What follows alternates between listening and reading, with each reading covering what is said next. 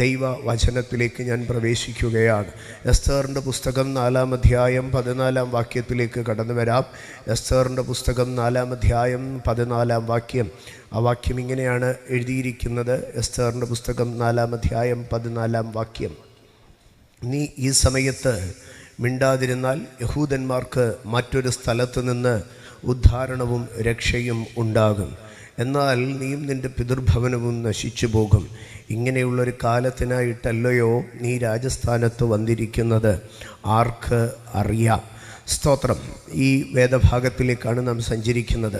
എസ്തേറിൻ്റെ പുസ്തകത്തെ നാം പഠിക്കുമ്പോൾ കുഞ്ഞുകാലം തുടങ്ങി സൺഡേ സ്കൂൾ കാലം തുടങ്ങി നമ്മൾ ചോദ്യോത്തര ഭക്തിയിൽ പഠിക്കുന്ന ഒരു പുസ്തകമാണ്, അല്ലെങ്കിൽ ക്യുസിനകത്ത് പറയുന്ന ഒരു ഭാഗമാണ് എസ്തേറിൻ്റെ പുസ്തകത്തിൻ്റെ ഒരു പ്രത്യേകത. എന്താണ് എസ്തേറിൻ്റെ പുസ്തകത്തിൻ്റെ പ്രത്യേകത?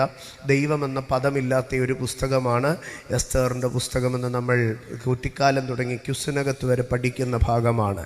എന്നാൽ എസ്തേറിൻ്റെ പുസ്തകത്തിൽ ദൈവമെന്ന പദത്തെ ബൈബിൾ ക്രോഡീകരിക്കുന്ന സമയത്ത് വേണമെങ്കിൽ കൂട്ടിച്ചേർക്കാമായിരുന്നു. ബൈബിൾ ക്രോഡീകരിക്കുന്ന സമയത്ത് വേദപണ്ഡിതന്മാർ പല ഭാഗങ്ങളും കൂട്ടിച്ചേർത്തിട്ടുണ്ട്. ആ കൂട്ടിച്ചേർത്തതിനെ നമുക്ക് വ്യക്തമായിട്ട് കാണുവാനും കഴിയും. ഉദാഹരണമായി പറഞ്ഞാൽ യോഹന്നാൻ്റെ സുവിശേഷം 5-ാം അധ്യായം. യോഹന്നാൻ്റെ സുവിശേഷം 5-ാം അധ്യായത്തിൽ യെരൂശലേമിൽ ഒരു പെരുന്നാളിന് യേശു യെരൂശലേമിലേക്ക് കടന്നുപോയെന്നും അവിടെ യെരൂശലേമിൽ ആട്ടുവാതിൽക്കൽ ബെഥേസ്ത എന്നൊരു കുളമുണ്ടെന്നും ആ കുളത്തിന് 5 മണ്ഡപങ്ങളുണ്ടെന്നും ആ 5 മണ്ഡപത്തിന് കീഴെ കുരുടർ, വ്യാധിയസ്ഥർ, മുടന്തർ, ഇങ്ങനെ പക്ഷവാത രോഗികൾ, ഇങ്ങനെ വലിയൊരു സമൂഹം ഇളക്കം കാത്തുകൊണ്ട് കിടന്നുവെന്നും ഉണ്ടായിരുന്നുവെന്നും എഴുതിയിട്ട് അതിൻ്റെ 4-ാം വാക്യം ബ്രാക്കറ്റിൽ എഴുതിയിരിക്കുന്നത് കാണാൻ കഴിയും. 4-ാം വാക്യം ബ്രാക്കറ്റിൽ എഴുതിയിരിക്കുന്നത് ഇങ്ങനെയാണ്: ആ കുളത്തിൽ ദൂതൻ ഇറങ്ങി കലക്കുമായിരുന്നു. അപ്പോൾ ഏത് വ്യാധിസ്ഥനായിരുന്നാലും ആദ്യം ഇറങ്ങുന്നവന് സൗഖ്യം വരുമായിരുന്നു. വീണ്ടും ആ ബ്രാക്കറ്റ് എഴുതുകയാണ് ഇളക്കം കാത്തുകൊണ്ട് കിടന്നുവെന്ന്.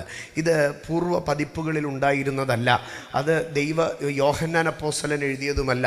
എന്നാൽ അതിനെക്കുറിച്ച് മനുഷ്യർക്ക് അറിയേണ്ടതിനു വേണ്ടി എഴുതി ചേർത്തതാണ്. അതുകൊണ്ടാണ് അത് വേദപണ്ഡിതന്മാർ എഴുതി ചേർത്തത് കൊണ്ടാണ് അതൊരു ബ്രാക്കറ്റിൽ കൊടുത്തിരിക്കുന്നത്. ഇതുപോലെ എസ്തേറിൻ്റെ പുസ്തകത്തിൻ്റെ ഒരു ന്യൂനതയായിരുന്നു ദൈവമെന്ന പദം അതിനകത്തില്ലാതിരുന്നതെങ്കിൽ വേദപണ്ഡിതന്മാർക്ക് ഇതിനകത്ത് ദൈവമെന്ന പദം കൂട്ടിച്ചേർക്കുവാൻ ധാരാളം അവസരങ്ങൾ ഇതിനകത്തുണ്ടായിരുന്നു. എന്നാൽ ഒരു ഭാഗത്തും അവർ ദൈവമെന്ന പദം കൂട്ടിച്ചേർത്തില്ല. അതിൻ്റെ കാരണമെന്തെന്നാൽ ഈ സംഭവം നടക്കുന്നത് പേർഷ്യൻ ഭരണകൂടത്തിലാണ്. ദൈവത്തെ അറിയാത്ത ഒരു ഭരണകൂടം, ദൈവത്തെ അറിയാത്ത ഒരു ശൂഷൻ രാജധാനി, ദൈവത്തെ അറിയാത്ത ഒരു രാജാവ്, അതിൻ്റെ നടുവിലാണ് ഈ സംഭവങ്ങൾ നടക്കുന്നത്. ദൈവമെന്ന പദമില്ലാത്ത പുസ്തകം, ദൈവത്തെ ആരാധിക്കാത്ത പേർഷ്യൻ സാമ്രാജ്യം, ദൈവത്തെ അറിയാത്ത ഒരു രാജാവ്, ദൈവത്തെ ബഹുമാനിക്കാത്ത ഒരു പട്ടണം. പക്ഷേ ആ പട്ടണത്തിൽ കാര്യങ്ങളെ മുഴുവൻ തിരിക്കുന്നത് ആരാണ്? കാര്യങ്ങളെ മുഴുവൻ നിയന്ത്രിക്കുന്നത് ആരാണ്? ദൈവം തന്നെയാണ് തിരിക്കുന്നത്. ഇന്ന് പകൽക്കാലം അതിനകത്തുകൂടെ എസ്തേറിൻ്റെ പുസ്തകം ഒരു സന്ദേശം നൽകുകയാണ്. ദൈവത്തെ ആദരിക്കാത്തതും ദൈവത്തെ ബഹുമാനിക്കാത്തതും ദൈവത്തെ തിരസ്കരിക്കുന്നതുമായ ഒരു സമൂഹത്തിൻ്റെ നടുവിൽ കാര്യങ്ങളെ ചലിപ്പിക്കുന്നത് അവിടുത്തെ അധസ്ഥിതമായിരിക്കുന്ന ദൈവഭയമില്ലാത്ത മൂഢജാതിയല്ല, പകരം അതിനപ്പുറം കാര്യങ്ങളെ തീരുമാനിക്കുന്നതും നിയമിക്കുന്നതും നിയന്ത്രിക്കുന്നതും ആരായിരിക്കും? ദൈവം തന്നെയായിരിക്കും. ഇന്ന് പകൽക്കാലം വിശ്വസിച്ചാട്ട് ദൈവമെന്ന പദം എഴുതി വെക്കുന്നിടത്ത് മാത്രമല്ല, വചനം എഴുതി വെക്കുന്നിടത്ത് മാത്രമല്ല, വചനം പ്രസംഗിക്കുന്നിടത്ത് മാത്രമല്ല, ദൈവഭയമില്ലാത്ത ഇടത്തും ദൈവത്തെ ആദരിക്കാത്ത ഇടത്തും ദൈവത്തെ സ്വീകരിക്കാത്ത ഇടത്തും ദൈവത്തെ പുച്ഛിച്ച് തള്ളുന്ന ഇടത്തും കാര്യങ്ങൾ നിയന്ത്രിക്കുന്നത് ദൈവം തന്നെയായിരിക്കും.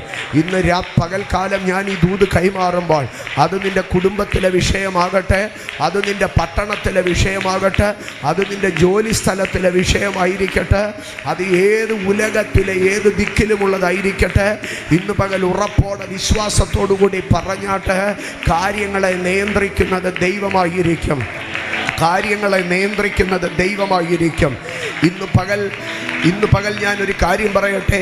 ദൈവപാദത്തിൽ മുഴങ്കാൽ മടക്കിയിരുന്ന് പ്രാർത്ഥിച്ച് കൃപ പ്രാപിച്ച് ദൂത് പറയുന്ന ഒരഭിഷക്തൻ്റെ ശുശ്രൂഷ അനുഭവിക്കുന്നവരാണ് നിങ്ങൾ. ഈ ആലയത്തിനകത്തിരിക്കുമ്പോൾ മാത്രമല്ല നിങ്ങൾ ദൈവപ്രവർത്തി കാണുന്നത്, ഈ ആലയത്തിനകത്തിരിക്കുമ്പോൾ മാത്രമല്ല നിങ്ങൾ ദൈവിക വിടുതലുകളെ അനുഭവിക്കുന്നത്. നിങ്ങൾ പാർക്കുന്ന ദൈവമില്ലാത്ത സമൂഹത്തിൽ, നിങ്ങൾ പാർക്കുന്ന ദൈവഭയമില്ലാത്ത സമൂഹത്തിൽ അവിടെ നാളെ അധികാരത്തോടെ വെളിപ്പെടുന്നത് എൻ്റെ ദൈവമായിരിക്കും. വിശ്വസിക്കുന്നവർ മാത്രം കരമടിച്ച് നിങ്ങളായിരിക്കുന്ന ആറ്റ്മോസ്ഫിയറുകളുടെ മേൽ ദൈവഭരണത്തെ വിശ്വസിച്ചാട്ട്, നിങ്ങളായിരിക്കുന്ന അറ്റ്മോസ്ഫിയറുകളുടെ മേൽ ദൈവഭരണത്തെ വിശ്വസിച്ചാട്ട്, നിങ്ങളായിരിക്കുന്ന സർക്കംസ്റ്റൻസുകളുടെ മേൽ, നിങ്ങളായിരിക്കുന്ന എൻവിറോൺമെൻറ്റിൻ്റെ മേൽ ദൈവാധികാരത്തെ സ്വീകരിച്ചാട്ട്, നീ ആയിരിക്കുന്ന കോളേജ്, നീ ആയിരിക്കുന്ന ടെറിട്ടറി, നീ ആയിരിക്കുന്ന ഇൻസ്റ്റിറ്റ്യൂഷൻ, അത് ദൈവം ആരെന്നറിയാത്തതും ദൈവഭയമില്ലാത്തതുമായിരിക്കും. പക്ഷേ ഇന്ന് പകൽ എത്ര പേർ വിശ്വസിക്കുന്നു അവിടെ ഭരണം ചെയ്യുന്നത് ദൈവത്തിൻ്റെ വിരലുകളായിരിക്കും, അവിടെ ക്രിയ ചെയ്യുന്നത് ദൈവത്തിൻ്റെ പദ്ധതി.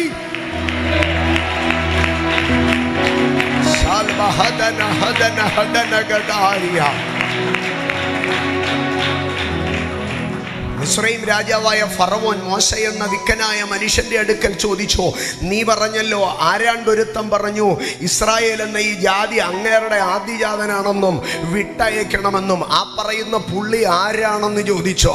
ആ പറയുന്ന പുള്ളിയെ ഞാനിക്കോ എൻ്റെ പിതാക്കന്മാർക്കോ എൻ്റെ കുടുംബക്കാർക്കോ അറിയത്തില്ലെന്ന് പറഞ്ഞു.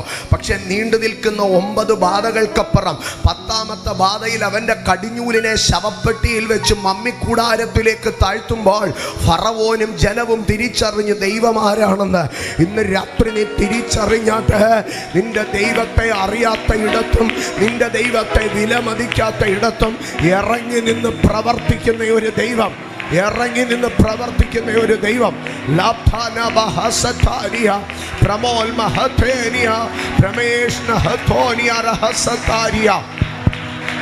മോശ അത്ഭുതം ചെയ്തു. മോശ അത്ഭുതം ചെയ്തത് കണ്ടിട്ട് ഫറവോൻ അടുത്തിരിക്കുന്ന മന്ത്രവാദികളുടെ അടുക്കൽ പറഞ്ഞു, നിങ്ങളും അങ്ങനെ അങ്ങ് ചെയ്യാൻ പറഞ്ഞു. മന്ത്രവാദികൾ ചെയ്യാൻ നോക്കിയിട്ട് ചെയ്യാൻ കഴിയാതെ തിരിഞ്ഞ് ഫറവോന്റെ മുൻപാകെ വിഷണ്ണ മുഖത്തോടെ നിന്ന് പറഞ്ഞു, തിരുമനസേ, അത് മോശയല്ല ചെയ്തത്, അത് ദൈവത്തിൻ്റെ വിരലാകുന്നു. നമ്മൾ തലകുത്തി നിന്നാലും അങ്ങനെയൊന്നും ചെയ്യാൻ കഴിയത്തില്ല. ഇന്ന് രാത്രി ഇന്ന് പകൽ വിശ്വസിച്ചാട്ടെ, ദൈവത്തെ അറിയാത്ത ദേശത്തിൽ, ദൈവത്തെ അറിയാത്ത അന്തരീക്ഷത്തിൽ ചില ദൈവ പ്രവർത്തികൾ വെളിപ്പെടും. ഈ 2026 ഉപവാസ പ്രാർത്ഥന കഴിഞ്ഞ് നീ വെളിയിൽ ഇറങ്ങുമ്പോൾ ദൈവത്തെ അറിയാത്ത ഇടത്ത് ദൈവ പ്രവർത്തികൾ വെളിപ്പെടും. വിശ്വസിക്കുന്നവർ മാത്രം അതിനെ സ്വീകരിച്ച് ദൈവത്തിന് സ്തോത്രം.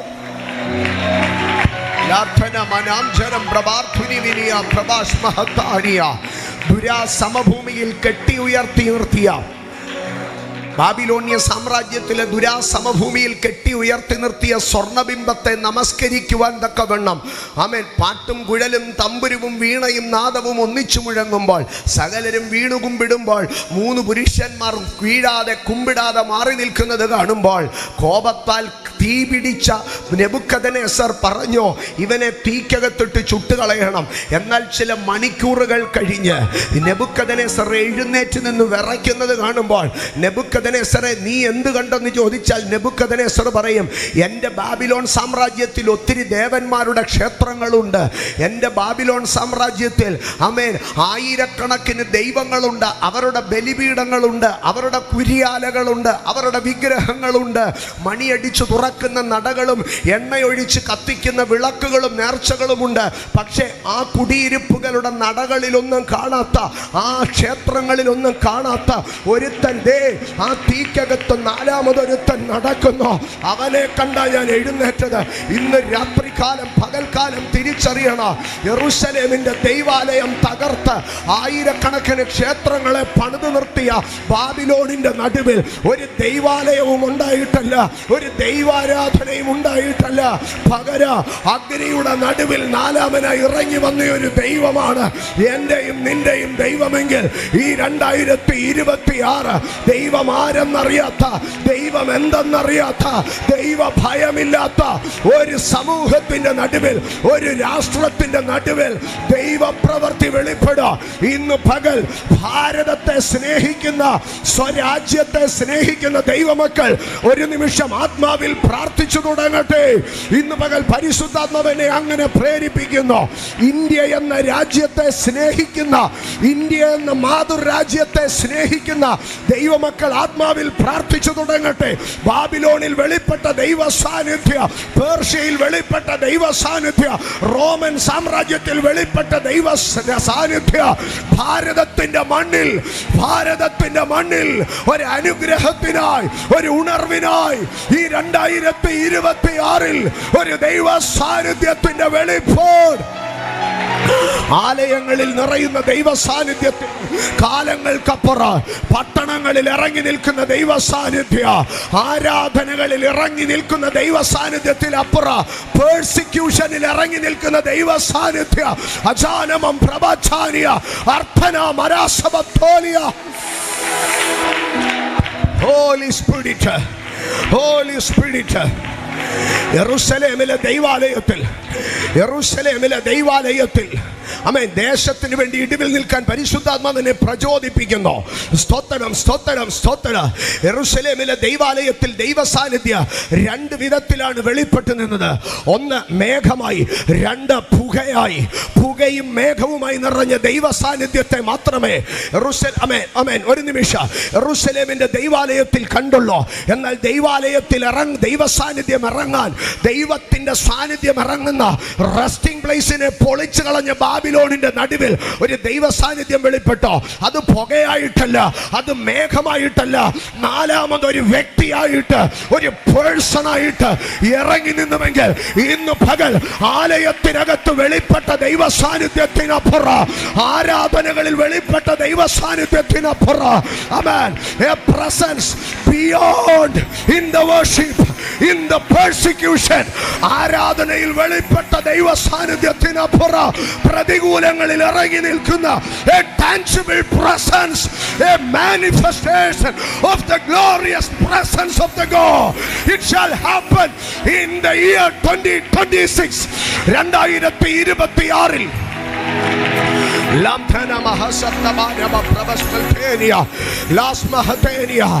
ഇന്ന് പകൽ പരിശുദ്ധാത്മാവ് നിന്റെ മേലൊരു സാന്നിധ്യത്തെ കൈമാറുകയാണ്. നീ ആരാധനയിൽ അനുഭവിച്ച സാന്നിധ്യം ഇന്ന് പകൽ ഇതിനകത്ത് ചിലർ ഒരു പ്രസൻസ് ക്യാരി ചെയ്ത് പോകാൻ പോവുകയാണ്. പരിശുദ്ധാത്മാവ് ചിലരുടെ മേലൊരു പ്രസൻസിനെ തന്നുവിടുകയാണ്. ഈ 2026 ഉപവാസ പ്രാർത്ഥനയിൽ നീ ഒരു പ്രസൻസുമായി മടങ്ങി പോവുകയാണ്. You are going with a presence. You are going to leave the temple with a presence.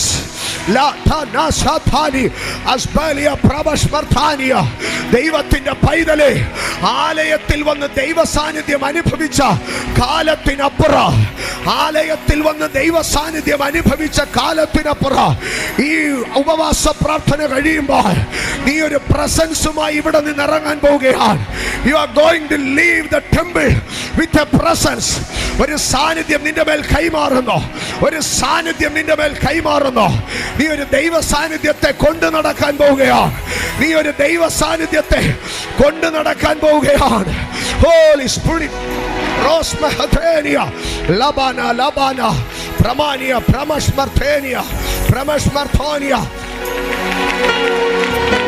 Hey. നീ ഒരു ദൈവ സാന്നിധ്യത്തെ, ലാ സബാരിയ, നീ ഒരു ദൈവ സാന്നിധ്യം അനുഭവിക്കാനല്ല, നീ ഒരു ദൈവ സാന്നിധ്യം കൊണ്ടുപോകാനാണ് ഇന്ന് പകൽ. യെസ്, നീ ഒരു ദൈവ സാന്നിധ്യം അനുഭവിക്കാനല്ല, നീ ഒരു ദൈവ സാന്നിധ്യം കൊണ്ടുപോകാനാണ് ഇന്ന് പകൽ ഇവിടെ വന്നിരിക്കുന്നത്.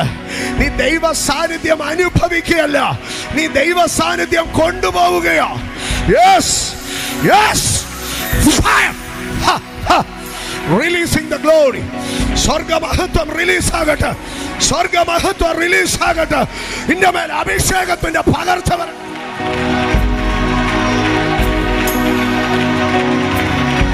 കൊച്ചു കുഞ്ഞുങ്ങളൊക്കെ പരിശുദ്ധാത്മാവിനെ കൊതിച്ചാട്ട്. യെസ്, ഇത് ദൈവ സാന്നിധ്യം അനുഭവിക്കുന്ന പകലല്ല, ദൈവ സാന്നിധ്യത്തെ കൊണ്ടുപോകുന്ന പകല, കൊണ്ടുപോകുന്ന പകല, കൊണ്ടുപോകുന്ന പകല, കൊണ്ടുപോകുന്ന പകല. കൊണ്ടുപോ, കൊണ്ടുപോ, കൊണ്ടുപോ, കൊണ്ടുപോ, കൊണ്ടുപോ, കൊണ്ടുപോ, കൊണ്ടുപോ. ദൈവ സാന്നിധ്യം കൊണ്ടുപോ.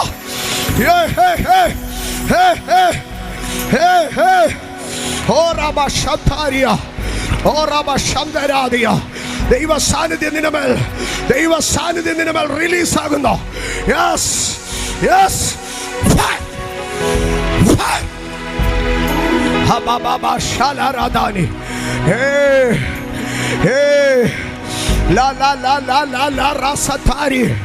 കണ്ണുകളെ തുറന്ന് അവിടെയും ഇവിടെയും നോക്കിയാൽ നീ എന്തെങ്കിലും കണ്ടിട്ട് പോകാം. പക്ഷെ ഇന്ന് പകൽ പരിശുദ്ധാത്മാവ് ഇതിനകത്ത് ചിലരെ അനോയിന്റ് ചെയ്യുകയാണ്. Anointing with a presence, anointing with a presence, anointing with a presence, anointing with a presence, anointing with a presence. നിന്റെ മേൽ ദൈവ സാന്നിധ്യം വഹിക്കുന്ന ഒരു അധികാരം കൈമാറുന്നു. യെസ്. ഓ, ഈ ഉപവാസ പ്രാർത്ഥനയുടെ മറുപടി ഒരു വിടുതലല്ല. ഈ ഉപവാസ പ്രാർത്ഥനയുടെ മറുപടി ഒരു ഉണർവല്ല. അതിനപ്പുറം ഇറങ്ങി നിൽക്കുന്ന ദൈവത്തിന്റെ സാന്നിധ്യമാണ്. ഇറങ്ങി നിൽക്കുന്ന ദൈവത്തിന്റെ സാന്നിധ്യമാണ്. ഓഹോ, സ്വർഗം അത് നിന്റെ മേൽ ഇമ്പാർട്ട് ചെയ്യുന്നു. സ്വർഗം അത് നിന്റെ മേൽ ഇമ്പാർട്ട് ചെയ്യുന്നു. സ്വർഗം അത് നിന്റെ മേൽ ഇമ്പാർട്ട്.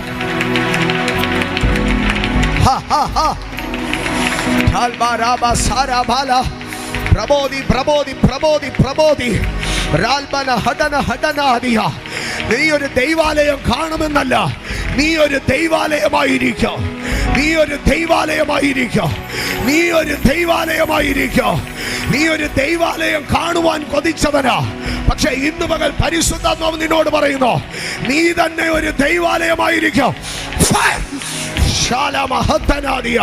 പ്രമാശിയ പ്രഭാതിയ, പ്രമാശിയ പ്രമാദിയ, പ്രമാശിയ കർത്തോനിയ, പ്രമാശിയ പ്രഭാർത്തേനിയ, ലാസ്മരി പ്രമാശിയ, ലഥോനിയ, ലഖാനിയ, റാസ്മേരിയ. നീ ഒരു ദൈവാലയം കാണുമെന്നല്ല, നീ തന്നെ ഒരു ദൈവാലയമായിരിക്കും. ദൈവത്തിന്റെ അഗ്നി, ദൈവത്തിന്റെ അഗ്നി.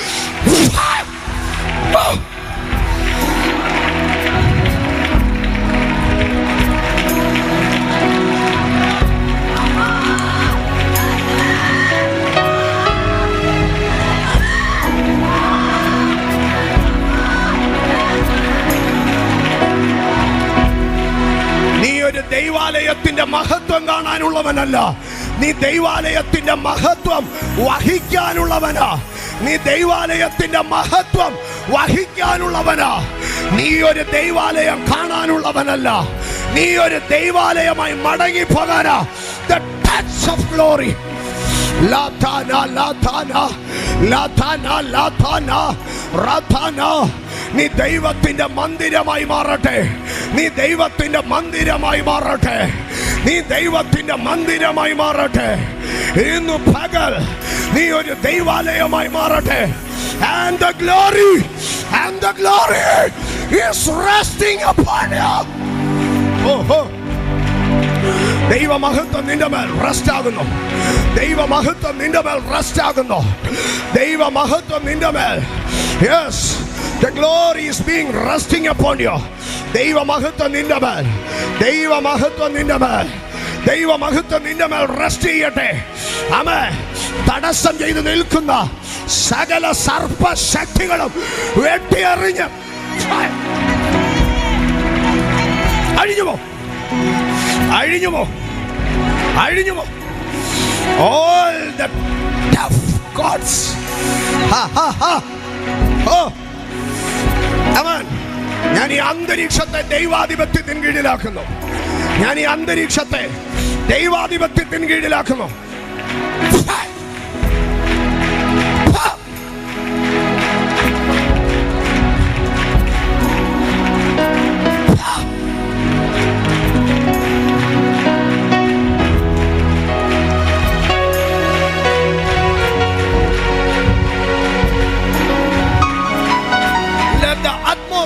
Be under the authority of Holy Ghost.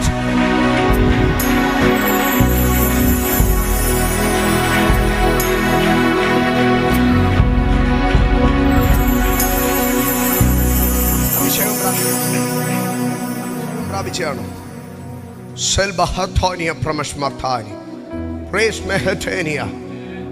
പ്രിയാരൻ worship ചെയ്തുകൊണ്ടിരിക്കുമ്പോൾ ഒരു കാര്യം പറഞ്ഞു. ഇത് അന്ത്യകാലമാണ്. അന്ത്യകാലത്തിന്റെ അടയാളം എന്താ? ഉക്രൈനിൽ വീഴുന്ന ബോംബല്ല അന്ത്യകാലത്തിന്റെ അടയാളം. ഇറാനിലെ ആഭ്യന്തര ലഹളയല്ല അന്ത്യകാലത്തിന്റെ അടയാളം. അന്ത്യകാലത്തിന്റെ അടയാളം സകല ജഡത്തിന്റെ മേലും പരിശുദ്ധാത്മാവ് പകരുന്നതാ. പുത്രന്മാരും പുത്രിമാരും പ്രവചിക്കുന്നതാ. പുത്രന്മാരും പുത്രിമാരും പ്രവചിക്കുന്നതാ. പുത്രന്മാരും പുത്രിമാരും പ്രവചിക്കുന്നതാ. യൗവനക്കാരും യൗവനക്കാരത്തികളും ദർശനങ്ങളെ കാണുന്നതാ. ആമേൻ. The higher level of the spirit realm, the higher level of the spirit realm, അത് ആക്റ്റീവ് ആകുന്നതാണ് കർത്താവിന്റെ വരവിന്റെ ലക്ഷണം.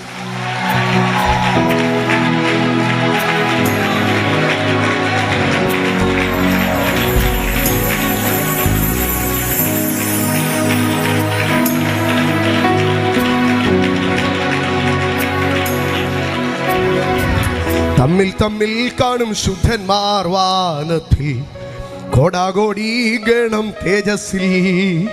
തമ്മിൽ തമ്മിൽ കാണും ശുദ്ധന്മാർ വാനത്തിൽ, കോടാകോടി ഗണം തേജസ്സിൽ. സർവാംഗ സുന്ദരേ ആകുമൻ പ്രിയനേ, സർവാംഗ സുന്ദരേ ആകുമൻ പ്രിയനേ. കാണാമതീൻ മധ്യേ ഇഴയോ, കാണാമതീൻ മധ്യേ ഇഴയോ. കാന്തനെ കാണുവാൻ ആർത്തി വളരുമേ, ഇല്ല പ്രത്യാശ മറ്റൊന്നിലും. ഓ കാന്തനെ കാണുവാൻ ആർത്തി വളരുമേ, ഇല്ല പ്രത്യാശ മറ്റൊന്നിലോ. കണ്ടാലും വേഗം ഞാൻ വന്നിടാമെന്നൂരാ, കണ്ടാലും വേഗം ഞാൻ വന്നിടാമെന്നൂരാ. ചെയ്ത പ്രിയൻ വരും നിശ്ചയ, ചെയ്ത പ്രിയൻ വരും. ഓ കാന്തനെ കാണുവാൻ ആർത്തി വളരുമേ, ഇല്ല പ്രത്യാശ മറ്റൊന്നിലോ. കാന്തനെ കാണുവാൻ ആർത്തി വളരുമേ, ഇല്ല പ്രത്യാശ മറ്റൊന്നിലോ.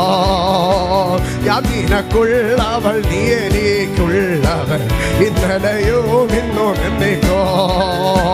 ഞാൻ നിനക്കുള്ളവൾ, നീ എനിക്കുള്ളവൻ, ഇന്നലെയും ഇന്നും എന്നേക്കോ. ഞാൻ നിനക്കുള്ളവൻ, നീ എനിക്കുള്ളവൻ, ഇന്നലെയും ഇന്നും എന്നേക്കോ. പറഞ്ഞേ, നീ എനിക്കുള്ളവൻ, ഇന്നലെയും ഇന്നും എന്നേക്കോ. ഓ ഞാൻ നിനക്കുള്ളവൻ, നീ എനിക്കുള്ളവൻ, ഇന്നലെയും ഇന്നും എന്നേക്കോ.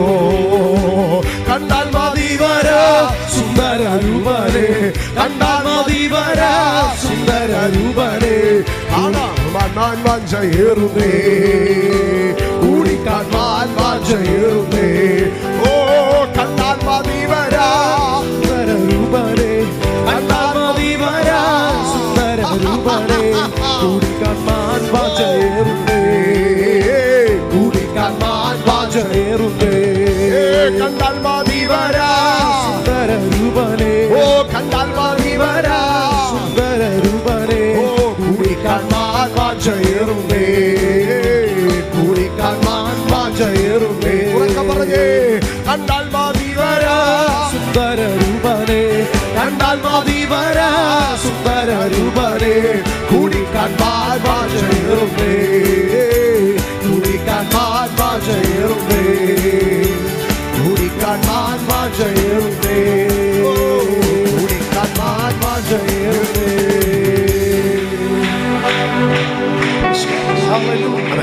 വേദഭാഗത്തിലേക്ക് മടങ്ങി വരാം. എസ്തറിന്റെ പുസ്തകം 4:14. പേർഷ്യൻ സാമ്രാജ്യത്തിൽ ദൈവഭയമില്ല, ദൈവമാരെന്നറിയത്തില്ല. ഇനിയും അവിടെ ഒരു രാജാവുണ്ട്. ആ രാജാവിൻ്റെ പ്രത്യേകത എന്താണെന്നറിയാമോ? രാജാവും മന്ത്രിമാരും ഗവർണർമാരും എല്ലാവരും കൂടെ കൂടിയിരുന്ന് വീഞ്ഞു കുടിച്ച് അട്ടഹസിക്കുകയാണ്. നമ്മുടെ ഭാഷയെ പറഞ്ഞാൽ കള്ളു കുടിച്ച് രസിക്കുകയാണ്. അതിൻ്റെ നടുവിൽ കള്ളു തലയ്ക്ക് കയറി കഴിഞ്ഞപ്പോൾ രാജാവിനൊരാഗ്രഹം എന്താണെന്നറിയാമോ? കള്ളുകുടിയന്മാരുടെ നടുവിൽ തൻ്റെ രാജ്ഞി കടന്നു വന്ന് നിന്ന് ഒന്ന് നൃത്തം ചവിട്ടണമെന്ന് ആഗ്രഹം. ആമേൻ. ആളു എന്നിട്ട് പറഞ്ഞു, രാജ്ഞി, കുടിയന്മാരുടെ സദസ്സിൽ രാജ്ഞി പോയി നൃത്തം ചെയ്യണമെന്ന്. രാജ്ഞി ഒരു ചെറിയ കത്ത് രാജാവിന് കൊടുത്തുവിട്ടു. രാജാവേ, നിങ്ങൾ പറയുന്നത് എന്താണെന്ന് എനിക്ക് മനസ്സിലാകുന്നില്ല. നിങ്ങൾ അരമനയിലേക്ക് വാ, ഞാൻ നിങ്ങൾക്ക് എന്തും ചെയ്തു തരാം. പക്ഷേ ജനത്തിൻ്റെ മുൻപാകെ ഞാൻ അനാവൃതയാകാൻ ആഗ്രഹിക്കുന്നില്ല. രാജാവിനാകെ കോപം കയറി. രാജാവിന് എന്ത് ചെയ്യണമെന്ന് അറിയത്തില്ല. രാജാവ് ഉടനെ അടുത്തിരുന്ന ഗവർണർമാരുടെ അടുക്കൽ ചോദിച്ചോ, എൻ്റെ ഭാര്യയോട് ഞാൻ എന്ത് ചെയ്യണമെന്ന്. സ്വന്തം കുടുംബത്തിൽ എന്ത് ചെയ്യണമെന്ന് അറിയാത്തവനാണ് രാജ്യം ഭരിക്കുന്നത്. അമ്മേ, രാജാവിൻ്റെ ഭാര്യ പോയി കഴിഞ്ഞാൽ ഇവന്മാർക്ക് എന്തു പോകാനാ? ഇവർ പറഞ്ഞു, രാജാവേ, ഇനി അവള് രാജാവിൻ്റെ കൊട്ടാരം കാണരുത്. അവളെ പിടിച്ച് എന്ത് ചെയ്തേക്കണം? അവളെ പിടിച്ച് ജയിലിൽ അടച്ചേക്കാൻ പറഞ്ഞു, തട്ടിയേക്കാൻ പറഞ്ഞു. നാട്ടുകാരുടെ വാക്ക് കേട്ട് അയാൾ ഭാര്യയെ പിടിച്ച് എന്ത് ചെയ്തു? ജയിലിലാക്കി. ഇനി ഇറക്കി വിട്ട, ജയിലിൽ കൊണ്ടുവിട്ട ഭാര്യയെ തിരിച്ചു കയറ്റി ഇരുത്താൻ പറ്റുമോ? തിരിച്ചു കയറ്റി ഇറ്റാൻ പറ്റിയില്ല. കള്ളിൻ്റെ കെട്ടിറങ്ങി കൂട്ടുകാരും അവരവരുടെ വഴിക്ക് പോയി. അതിനുശേഷം ഒറ്റയ്ക്കിരുന്നപ്പോൾ ജീവിതത്തിലെ ഏകാന്തത വല്ലാതെ അലട്ടി. തനിക്കൊരാഗ്രഹം, അമ്മേൻ, തൻ്റെ കൂടെ ഒരാൾ വേണമെന്ന്. അങ്ങനെ താൻ വീണ്ടും വിവാഹം കഴിക്കുവാൻ ആഗ്രഹിക്കുകയാണ്. ആ സമയത്താണ് മൊർദെഖായി എസ്തറിൻ്റെ അടുക്കൽ പറയുന്നത്, നീ കുലവും ജാതിയും ഒന്നും പറയാതെ നീ എന്ത് ചെയ്യണം? ഇങ്ങനെ ഒരു രാജാവിന് ഭാര്യയായി തീരണമെന്ന്. എൻ്റെ സഹോദരങ്ങളെ, എസ്തറിന് അപ്പനും ഇല്ല, അമ്മയും ഇല്ല. ഞാനൊരു കാര്യം പറയാം, അപ്പനും അമ്മയും ഉണ്ടായിരുന്നെങ്കിൽ സ്വന്തം മകളെ ആരെങ്കിലും ഇങ്ങനൊരു മനുഷ്യന് കെട്ടിച്ചു കൊടുക്കുമോ? ഇങ്ങനൊരു മനുഷ്യന് കെട്ടിച്ചു കൊടുക്കത്തില്ല. ഒരു യഹൂദനെ സംബന്ധിച്ച് അന്യജാതിക്കാരനെ വിവാഹം കഴിക്കുക എന്നുള്ളത് നിഷിദ്ധമാണ്. ആ കൽപ്പന ലംഘിച്ചുകൊണ്ട് മൊർദെഖായി ഇപ്പോൾ വളർത്തുമകളായിരിക്കുന്ന ഹദസ്സയുടെ അടുക്കൽ, എസ്തറിൻ്റെ അടുക്കൽ പറയുക, നിനക്ക് ഞാനൊരു കല്യാണം ആലോചിച്ചിട്ടുണ്ട്. കല്യാണം രണ്ടാം ഘട്ട. ആദ്യത്തെ ഭാര്യ എന്തോ ചെയ്തു? ആദ്യത്തെ ഭാര്യയെ നാട്ടുകാരുടെ വാക്ക് കേട്ട് ലെവലില്ലാതെ ഇരുന്നപ്പോൾ എടുത്ത് ജയിലിൽ അടച്ചു. അയാൾക്കാണ് ഞാൻ നിന്നെ കെട്ടിച്ചു കൊടുക്കാൻ പോകുന്നത്. ഇന്ന് പകൽക്കാലം ഞാൻ ചോദിക്കട്ടെ, നമ്മൾ ആരെങ്കിലും ആണെങ്കിൽ ഈ സാഹസികമായ തീരുമാനത്തിന് തല വെച്ചു കൊടുക്കുമോ? അതിനേക്കാൾ നല്ലത് അവൻ താലി കെട്ടുന്നതിനെക്കാട്ടിലും കയറ് കെട്ടിച്ചാകുന്നതാണ് നല്ലത്. പക്ഷേ എസ്തർ വിശ്വാസത്തോടെ അതിനകത്തേക്ക് കയറി ചെന്നു. കാരണം ആ ഭാഗം ഞാൻ ഇതിനകത്ത് വരുമ്പോൾ പിന്നീട് പറയാം.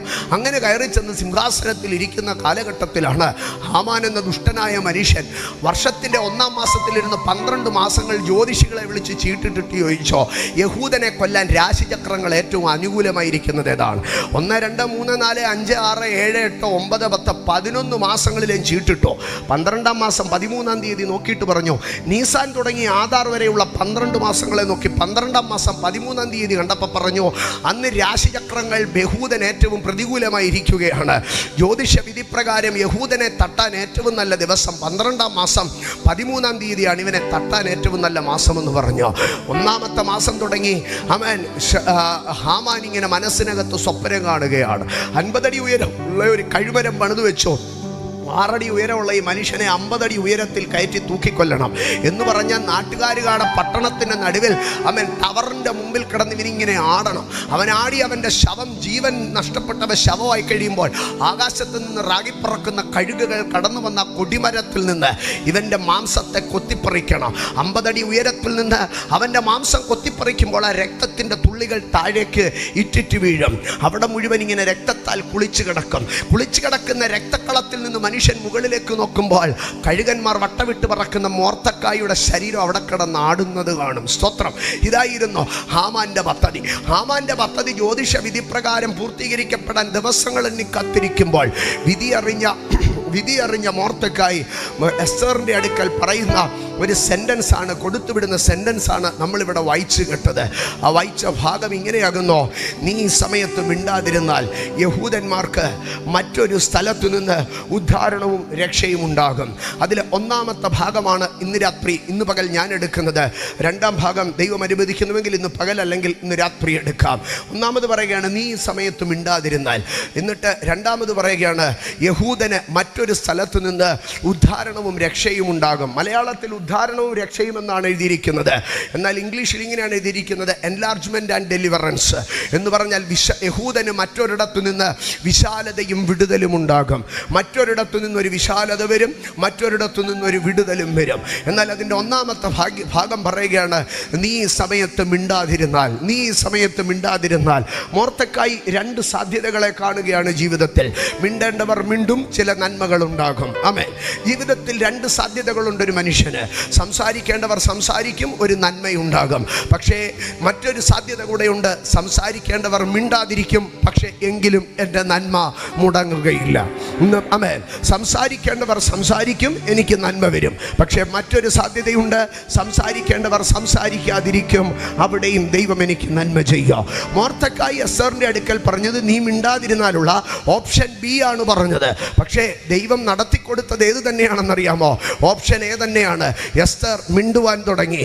എസ്തർ മിണ്ടി, ഇസ്രായേലിന്, യഹൂദന് രക്ഷ വന്നു. എന്നാൽ മൊർദെഖായി ഏറ്റവും വേഴ്സ് കണ്ടീഷൻ തന്നെ, ഏറ്റവും പ്രതികൂലമായ കണ്ടീഷൻ തന്നെ തിരഞ്ഞെടുക്കുകയാണ്. ആമേൻ. എസ്തർ മിണ്ടിയില്ലെങ്കിൽ എന്ത് ചെയ്യുമെന്ന് ആലോചിക്കുകയല്ല. എസ്തറെ, നീ മിണ്ടിയാലും മിണ്ടിയില്ലെങ്കിലും എനിക്ക് വിടുതലുണ്ട്. നീ മിണ്ടിയാൽ എന്ത് സംഭവിക്കുമെന്നുള്ളത് എൻ്റെ വിഷയമല്ല. നീ മിണ്ടാതിരുന്നാൽ, ഇന്ന് പകൽക്കാലം ഞാൻ പറയുന്നു, ആമേൻ, നിന്റെ വിഷയത്തിൽ ചിലർ മൗനമാകുമ്പോൾ അവിടെ ദൈവപ്രവൃത്തികൾ തടസ്സമാകത്തില്ല. നിന്റെ വിഷയത്തിൽ ചിലർ മൗനമായിരിക്കുമ്പോൾ, ആമേൻ, ഉത്തരവാദിത്തപ്പെട്ടവരുടെ നിശബ്ദത എൻ്റെ നന്മയെ തടയുകയില്ല. നോട്ട് എഴുതുന്നവരുണ്ടെങ്കിൽ ഒന്ന് എഴുതി വെച്ചോ, വലിയ അക്ഷരത്തിൽ, ഉത്തരവാദിത്തപ്പെട്ടവരുടെ നിശബ്ദത എൻ്റെ നന്മയെ തടയുകയില്ല. ഉത്തരവാദിത്തപ്പെട്ടവരുടെ നിശബ്ദത എൻ്റെ വിശാലതയെ തടയുകയില്ല. ഉത്തരവാദിത്തപ്പെട്ടവരുടെ നിശബ്ദത എൻ്റെ വിടുതലിനെ തടയുകയില്ല, താമസിപ്പിക്കുകയില്ല. ഇന്ന് പകൽ ഇതിനകത്തിരിക്കുമ്പോൾ എനിക്ക് വേണ്ടി സംസാരിക്കാൻ ഒരുത്തനില്ലല്ലോ, എനിക്ക് വേണ്ടി ഇടപെടാൻ ഒരുത്തനില്ലല്ലോ എന്നുള്ള വ്യാകുലം നിന്റെ മനസ്സിനെ എവിടെയെങ്കിലും അലട്ടുന്നെങ്കിൽ ഇന്ന് പകൽ തിരിച്ചു പറഞ്ഞാട്ടെ, ഉത്തരവാദിത്തപ്പെട്ടവന്റെ നിശബ്ദതയ്ക്കപ്പുറം എനിക്ക് വേണ്ടി ഇറങ്ങി വരുന്ന ഒരു ദൈവകരമുണ്ട്. അത് വിശ്വസിക്കുന്നവർ മാത്രം ദൈവത്തിന് സ്തോത്രം ചെയ്യട്ടെ. ആമേൻ, ആമേൻ, ആമേൻ. 5 വിധ നിശബ്ദതകളിലെ ദൈവപ്രവർത്തികളെ പറഞ്ഞ് ഞാൻ വേഗത്തിൽ അടുത്ത ഭാഗത്തിലേക്ക് കയറാം. 5 വിധ നിശബ്ദതകൾ ഒരു മനുഷ്യനെ അലട്ടും. നീ മിണ്ടാതെ ഇരുന്നാൽ. ഇന്ന് പകൽക്കാലം ഞാൻ ഈ 5 ഭാഗങ്ങളെ പറയുമ്പോൾ നിങ്ങളുടെ ജീവിതത്തിൽ ആരെവിടെ നിങ്ങൾക്ക് വേണ്ടി മിണ്ടാതായി പോയിട്ടുണ്ടോ പറഞ്ഞാട്ടെ, ദൈവപ്രവർത്തികൾ സംഭവിക്കുക. എൻ്റെ ജീവിതത്തിൽ ഒരു കാലഘട്ടം മുഴുവൻ എൻ്റെ മനസ്സിനെ അലട്ടിയിരുന്ന വിഷയം എന്തായിരുന്നു അറിയാമോ? എൻ്റെ ദൈവമേ, അദ്ദേഹം എനിക്ക് വേണ്ടി ഒരു വാക്ക് പറഞ്ഞിരുന്നെങ്കിൽ, ദൈവമേ, ആ അപ്പച്ചൻ എനിക്ക് വേണ്ടി ഒരു വാക്ക് പറഞ്ഞിരുന്നെങ്കിൽ, കർത്താവെ, ഇത്രമാത്രം ഞാൻ ഉപദ്രവിക്കപ്പെടുന്നത് കണ്ടിട്ടോ, ഇത്രമാത്രം അനീതി ഞാൻ അനുഭവിക്കുന്നത് കണ്ടിട്ടോ, ആ അപ്പച്ചൻ എനിക്ക് വേണ്ടി ഒരു വാക്ക് പറഞ്ഞിരുന്നെങ്കിൽ. എനിക്ക് ചിലരോടൊക്കെ മനസ്സിനകത്ത് നീരസം ഉണ്ടായിരുന്നോ?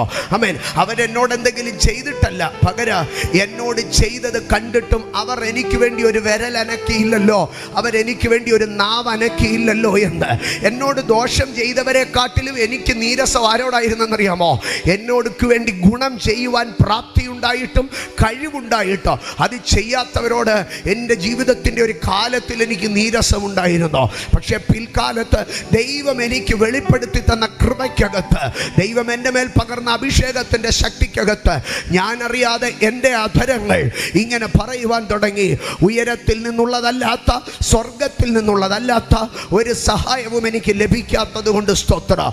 അവൻ മിണ്ടാതിരുന്നാൽ എൻ്റെ നന്മ മുടങ്ങുകയില്ല. ഇന്ന് പകൽ അധരം തുറന്ന് പറഞ്ഞേ, അവൻ മിണ്ടാതിരുന്നാൽ എൻ്റെ വിശാലത മുടങ്ങുകയില്ല, എൻ്റെ വിടുതൽ മുടങ്ങുകയില്ല. യെഹെസ്കേൽ പ്രവചനത്തിലേക്ക് കടന്നു വരുമ്പോൾ, യെഹെസ്കേൽ പ്രവചനം 33-ാം അധ്യായത്തിലേക്ക് കടന്നു വരുമ്പോൾ, യെഹെസ്കേൽ പ്രവചനം 33-ാം അധ്യായം അതിൻ്റെ 2-ാം വാക്യം തുടങ്ങി വായിക്കുമ്പോൾ അവിടെ ഇങ്ങനെയാണ് പറയുന്നത്: മനുഷ്യപുത്ര, നീ നിന്റെ സ്വജാതിക്കാരോട് പ്രവചിച്ചു പറയേണ്ടത്, ഞാനൊരു ദേശത്തിൻ്റെ നേരെ വാൾ വരുത്തുമ്പോൾ ആ ദേശത്തിലെ ജനം തങ്ങളുടെ കൂട്ടത്തിൽ നിന്ന് ഒരു പുരുഷനെ തെരഞ്ഞെടുത്ത് കാവൽക്കാരനായി വെച്ചാൽ, തങ്ങളുടെ കൂട്ടത്തിൽ നിന്ന് ജനം ഒരു പുരുഷനെ തിരഞ്ഞെടുത്ത് കാവൽക്കാരനാക്കി വെച്ചു. സ്തോത്രം. തങ്ങളുടെ കൂട്ടത്തിൽ നിന്ന് ജനം ഒരുത്തനെ എന്ത് ചെയ്തു? കാവൽക്കാരനാക്കി വെച്ചു. ജനം ഒരുത്തനെ തെരഞ്ഞെടുക്കുമ്പോൾ ഒരു വ്യക്തിയുടെ തെരഞ്ഞെടുപ്പല്ല, അതൊരു നാഷണൽ സെലക്ഷനാണ്. അപ്പോൾ ഒരു ദേശം ഒരുത്തനെ തെരഞ്ഞെടുത്താൽ ഏറ്റവും ഉത്തമനായിട്ടുള്ളവനെ, ഏറ്റവും പ്ലാനിങ്ങോടുകൂടി ഒരുത്തനെ തെരഞ്ഞെടുത്തിട്ട് കാവൽക്കാരനാക്കി വെച്ചോ. എന്നിട്ട് അതിൻ്റെ 3-ാം വാക്യത്തിൽ വരികയാണ്, അവനൊരു ഒറ്റ ഡ്യൂട്ടിയേ ഉള്ളൂ. എന്താണെന്നറിയാമോ? ദേശത്തിൻ്റെ നേരെ വാൾ വരുന്നത് കാണുമ്പോൾ അവൻ കാഹളമൂതി ജനത്തെ ഓർമ്മപ്പെടുത്തണം.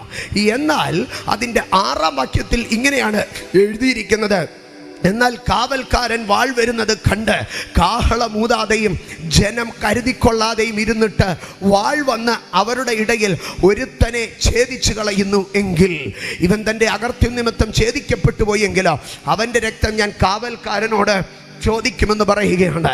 ഇവിടെ നമുക്കൊരു മൗനതയെ കാണാൻ കഴിയുമോ? ആരാണ് അവിടെ മൗനമായിരിക്കുന്നതെന്നറിയാമോ? രാജ്യം തെരഞ്ഞെടുത്ത ഒരു ഗവൺമെൻറ് ഒഫീഷ്യലാണ് അവിടെ മൗനമായിരിക്കുന്നത്. ആമേൻ. രാജ്യം തെരഞ്ഞെടുത്ത് വെച്ചിരിക്കുന്നതായ ഒരു കാവൽക്കാരൻ, അത് കുടുംബത്തിൽപ്പെട്ടവനല്ല, അത് സ്നേഹിതനല്ല, പകരം ആരാണെന്നറിയാമോ? ഒരു ഗവൺമെൻറ് അപ്പോയിൻറ്റഡ്, ഒരു ഗവൺമെൻറ് പേയ്മെൻറ്റ് മേടിക്കുന്ന, ഒരു ഗവൺമെൻറ് സാലറി മേടിക്കുന്ന ഒരു ഒഫീഷ്യലാണ്. ആ ഒഫീഷ്യൽ അവൻ്റെ ഡ്യൂട്ടി കത്ത് മൗനമായിരിക്കുകയാണ്. അവൻ നീക്കേണ്ട ഫയലുകൾ നീക്കുന്നില്ല, അവൻ അപ്രൂവ് ചെയ്യേണ്ടതിനെ അപ്രൂവ് ചെയ്യുന്നില്ല, അവൻ സൈലന്റ് ആയിട്ടിരിക്കുകയാണ്. എന്നാൽ സ്വർഗം ഇന്ന് പകൽ പറയുന്നു, ആമേൻ, നിനക്ക് മുകളിൽ ചില ഒഫീഷ്യലുകൾ മൗനമായിരിക്കുമ്പോൾ, നിന്റെ അഡ്മിനിസ്ട്രേഷനിൽ ചിലർ നിന്റെ വിഷയത്തിൽ മൗനമായിരിക്കുമ്പോൾ, ഇന്ന് പകൽ പറഞ്ഞാട്ട് നിന്റെ അതോറിറ്റീസ് ചിലർ മൗനമായിരിക്കുമ്പോൾ, ഈ ഉപവാസ പ്രാർത്ഥനകൾ അവസാനിക്കുമ്പോൾ ദൈവജനത്തിൻ്റെ മേൽ ദൈവസഭയ്ക്കകത്ത് നിൽക്കുന്ന ഒരു വിടുതലിനെ ഞാൻ പറഞ്ഞു മുൻപോട്ട് കയറി പോവുകയാണ്. ദൈവസഭയുമായി അഭിഷക്തനുമായി ജനങ്ങളുമായി ബന്ധപ്പെട്ട് ലാർത്തോനിയ മഹാസത്താരിയാതര ചില ഗവൺമെൻറ് ഒഫീഷ്യലുകളുടെ നിശബ്ദത, നിന്റെ ഫയലുകളുടെ മേലുള്ള നിശബ്ദത, നിന്റെ വിഷയങ്ങളുടെ മേലുള്ള നിശബ്ദത, ദേശം തെരഞ്ഞെടുത്ത് വെച്ചിരിക്കുന്ന ചിലർ, അത് പൊളിറ്റീഷ്യൻസ് ആകട്ടെ, അത് ബ്യൂറോക്രസി ആകട്ടെ, അത് ഏത് ഒഫീഷ്യൽസും ആകട്ടെ, അവൻ നിന്റെ മുകളിൽ വെച്ചിരിക്കുന്ന നിന്റെ വിഷയത്തിനകത്ത് പുലർത്തുന്ന മൗനതയെ നോക്കി, ആമേൻ, അതിനകത്ത് സ്റ്റാഗ്നൻസി, അതിനകത്ത് നിശ്ചലതകളെ, അതിനകത്ത് നിശബ്ദതകളെ നോക്കി ഇന്ന് പകൽ ആത്മാവിൽ പ്രതികരിച്ചാട്ടെ. ഇല്ല, അവൻ നിശബ്ദനായിരിക്കുന്ന ഇടത്ത്, അവൻ നിശബ്ദനായിരിക്കുന്ന ഇടത്ത്, അവൻ നിശബ്ദനായിരിക്കുന്ന ഇടത്ത് എൻ്റെ ദൈവം എനിക്ക് വിടുതലും വിശാലതയും വരുത്തും. ഹോളി സ്പിരിറ്റ്, ഹോളി സ്പിരിറ്റ്, ദൈവജനത്തിൻ്റെ ഫയലുകളിൽ നിശബ്ദനായിരിക്കുന്ന ഇടത്ത് മറ്റൊരിടത്തു നിന്ന് വിടുതലും മറ്റൊരിടത്തു നിന്ന് വിശാലതയും വരും. യേശുവിൻ്റെ നാമത്തിൽ നിന്റെ പൊസിഷനുകളെ വെട്ടി ദൈവം വേറെ ഒരിടത്തു നിന്ന് തൻ്റെ ജനത്തിന് നന്മ നൽകുന്നു. Holy spirit, holy spirit, holy spirit, holy spirit. Yes, പ്രവർത്താനി ദൈവജനത്തിൻ്റെ വിടുതലുകൾക്ക്, വിശാലതകൾക്ക്, പ്രമോഷനുകൾക്ക് വിരുദ്ധമായി നിൽക്കുന്ന എല്ലാ ഗവൺമെന്റ് ഒഫീഷ്യൽ അതോറിറ്റീസിൻ്റെയും ശക്തികളുടെ മേൽ ദൈവശക്തി വെളിപ്പെടുന്ന മിനിറ്റുകളാണിത്. യെസ്, ബാൽത്തോനിയ പ്രമോഷ്കോർത്തോനിയ പ്രമഷ്മൽത്തേനിയ റാസ്മരാതുരിയ പ്രമഹത്താനിയ ലോർത്തോനിയ റബകതരബരബന സന്തുരിയാനാര. ആമേൻ. എൻ്റെ സഹോദരങ്ങളെ, ഇന്നത്തെ എൻ്റെ മെസ്സേജ് ഡോക്ട്രിനൽ മെസ്സേജ് അല്ല, തിയോളജിക്കൽ മെസ്സേജ് അല്ല, പക്ക പ്രൊഫറ്റിക്കലി ഞാൻ മൂവ് ചെയ്യുകയാണ്. സ്തോത്രം. ആകയാൽ ഇന്ന് ഇതിനകത്ത് ആമേൻ മാനസാന്തരമോ സ്നാനമോ ഉപദേശ സത്യങ്ങളോ ഒന്നും ഞാൻ പറയുകയില്ല. ആമേൻ. കാരണം ഇന്ന് ഇതൊരു ഡോക്ട്രിനൽ മെസ്സേജ് അല്ല, പേഴ്സണലി പരിശുദ്ധാത്മാവ് ചിലരെ തൊടുവാൻ ആഗ്രഹിക്കുന്ന മിനിറ്റുകളാണ്. ആകയാൽ കഴിഞ്ഞ ദിവസങ്ങളിലൊക്കെ ഞാൻ വിശ്വസിക്കുന്നു അഭിഷക്തന്മാർ കടന്നു വന്ന് വചനത്തിൻ്റെ ഇഴകീറി നിങ്ങളോട് സംസാരിച്ചിട്ടുണ്ട്. പക്ഷെ ഇന്ന് പകൽ പരിശുദ്ധാത്മാവ് ചില വ്യക്തിഗത വിഷയങ്ങളെ വചനത്തിൻ്റെ അധികാരത്തിൽ, വചനത്തിന്റെ ശക്തിക്കകത്ത് പരിശുദ്ധാത്മാവ് പൊട്ടിച്ചെടുക്കുന്ന മിനിറ്റുകളാണ്. ആകയാൽ നിന്റെ മേൽ കിടക്കുന്ന ഗവൺമെന്റ് സൈലൻസ്, ഒഫീഷ്യൽ സൈലൻസ്, അതോറിറ്റികളുടെ സൈലൻസ്, ഇന്ന് പകൽ ദൈവം അതിനെ ബ്രേക്ക്.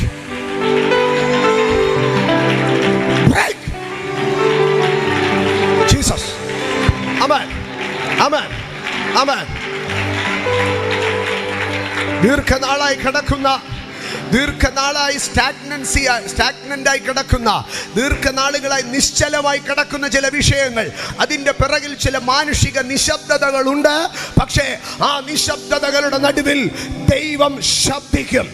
യെസ്, ഗവൺമെന്റ് നിശബ്ദതകളിൽ, ബ്യൂറോക്രാറ്റിക്കൽ നിശബ്ദതകളിൽ, അതോറിറ്റീസ് നിശബ്ദതകളിൽ, യെസ്, അഡ്മിനിസ്ട്രേറ്റീവ് നിശബ്ദതകളിൽ ദൈവം ശബ്ദിക്കും. ആമേൻ, ആമേൻ, ആമേൻ, ആമേൻ, ആമേൻ. എൻ്റെ സഹോദരങ്ങളെ, ഈ ദേശത്തിൻ്റെ കാവൽക്കാരൻ എന്ന് പറയുമ്പോൾ അതിന് ഒന്ന് ഒഫീഷ്യൽ ഒരു മുഖമുണ്ട്. എന്നാൽ അതിലപ്പുറമായിട്ട് അതിനെന്തുണ്ടെന്നറിയാമോ? അതിനൊരു സ്പിരിച്വൽ വെർഷൻ ഉണ്ട്. ഈ യെഹെസ്കേൽ 33 പറയുന്നത് ഇങ്ങനെ ദേശത്തിനൊരു കാവൽക്കാരനെ നിയമിക്കും. എന്നിട്ട് അടുത്ത ഭാഗം പറയുകയാണ്, അതിൻ്റെ 7-ാം വാക്യത്തിൽ പറയുന്നത്, അതുപോലെ മനുഷ്യപുത്ര, ഞാൻ നിന്നെ ഇസ്രായേൽ ഗ്രഹത്തിന് കാവൽക്കാരനാക്കി വെച്ചിരിക്കുന്നു എന്ന് പറയുകയാണ്. അപ്പോൾ ഇസ്രായേലിൻ്റെ നടുവിൽ ദൈവം എപ്പോഴും ചില സ്പോക്സ് പേഴ്സണെ വെക്കും.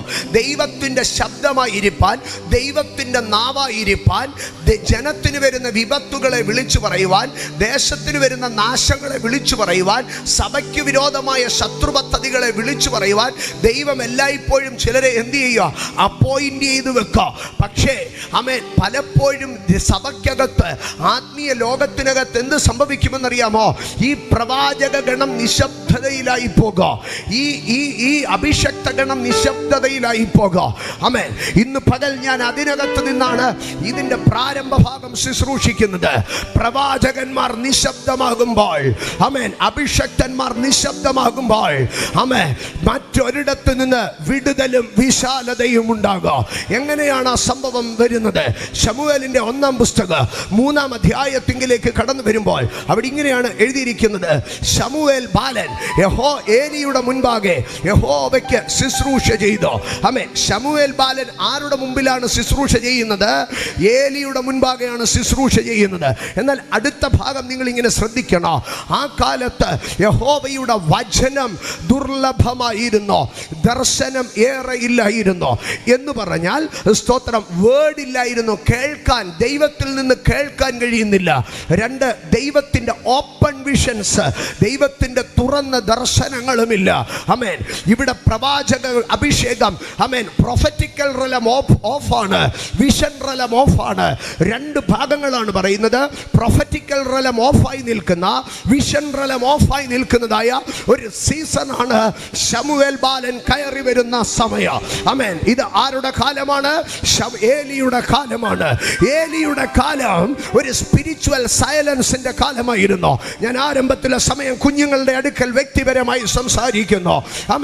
പ്രീസ്റ്റ്ഹുഡിൽ നിൽക്കുന്ന തലമുതിർന്ന പൗരോഹിത്യ സംസ്കാര ആത്മമണ്ഡലവുമായി ഡിസ്കണക്റ്റ് ആയിപ്പോയി. സ്പിരിച്വൽ ലീഡർഷിപ്പ് എന്ന് പറയുന്ന മത നേതൃത്വം, ആത്മീയ നേതൃത്വം മത നേതൃത്വമായി മാറിപ്പോയി. അവിടെ യാഗം നടക്കുന്നുണ്ട്, അവിടെ വഴിപാട് നടക്കുന്നുണ്ട്, അവിടെ ആചാരങ്ങൾ അനുസരിച്ചെല്ലാം നടക്കുന്നുണ്ട്. പക്ഷെ പ്രൊഫറ്റിക്കൽ റലം കട്ടായിപ്പോയി, വിഷൻ റലം കട്ടായിപ്പോയി. ഈ സമയത്ത് പലരും മിണ്ടാതിരിക്കുകയാ. ആരാ അവിടെ മിണ്ടാതിരിക്കുന്നതെന്ന് അറിയാമോ? മിണ്ടാൻ ഒരു പ്രവാചകൻ അവിടെ ഇല്ല, മിണ്ടാൻ ഒരു അഭിഷക്തൻ അവിടെ ഇല്ല. 74-ാം സങ്കീർത്തനത്തിലേക്ക് കടന്നു വരുമ്പോൾ 74-ാം സങ്കീർത്തന അതിൻ്റെ 9-ാം വാക്യം ഇങ്ങനെയാണ് പറയുന്നത്: ഞങ്ങളുടെ അടയാളങ്ങളെ കാണുന്നില്ല.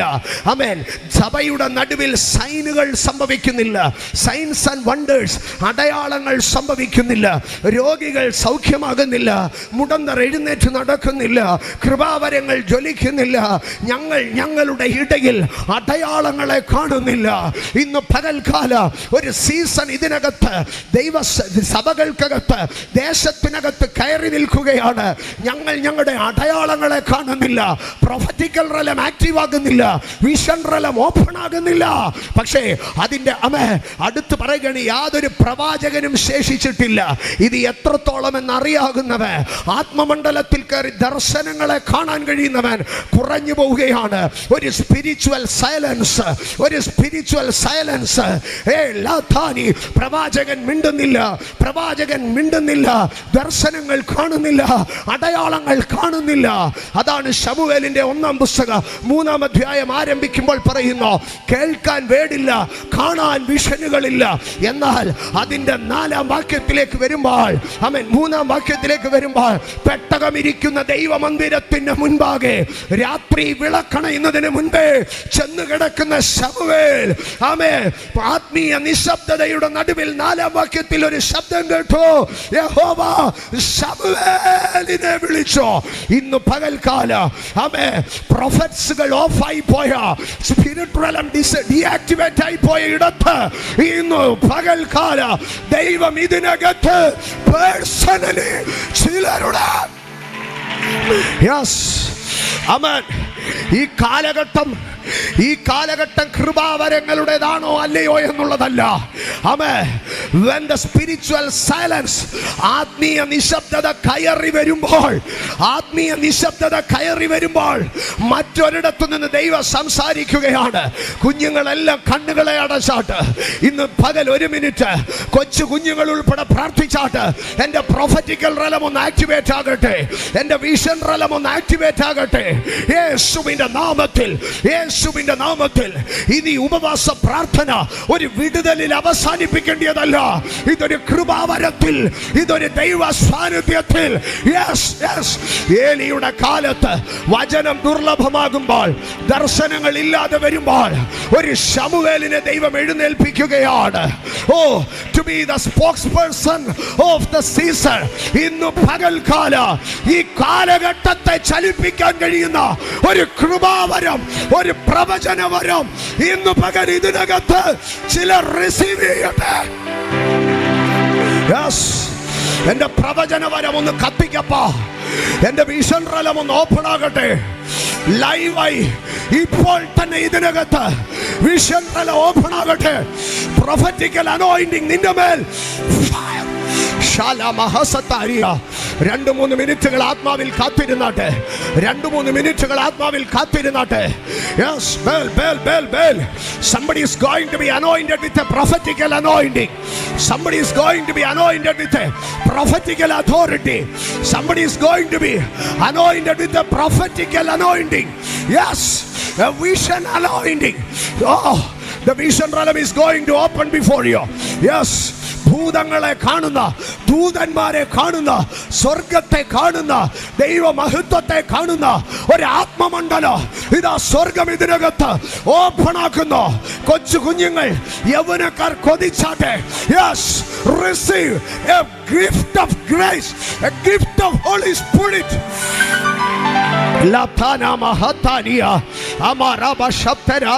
വർഷിപ്പ് ചെയ്തുകൊണ്ടിരുന്നപ്പോൾ അഭിഷക്തൻ ഒരു പദം പറഞ്ഞു.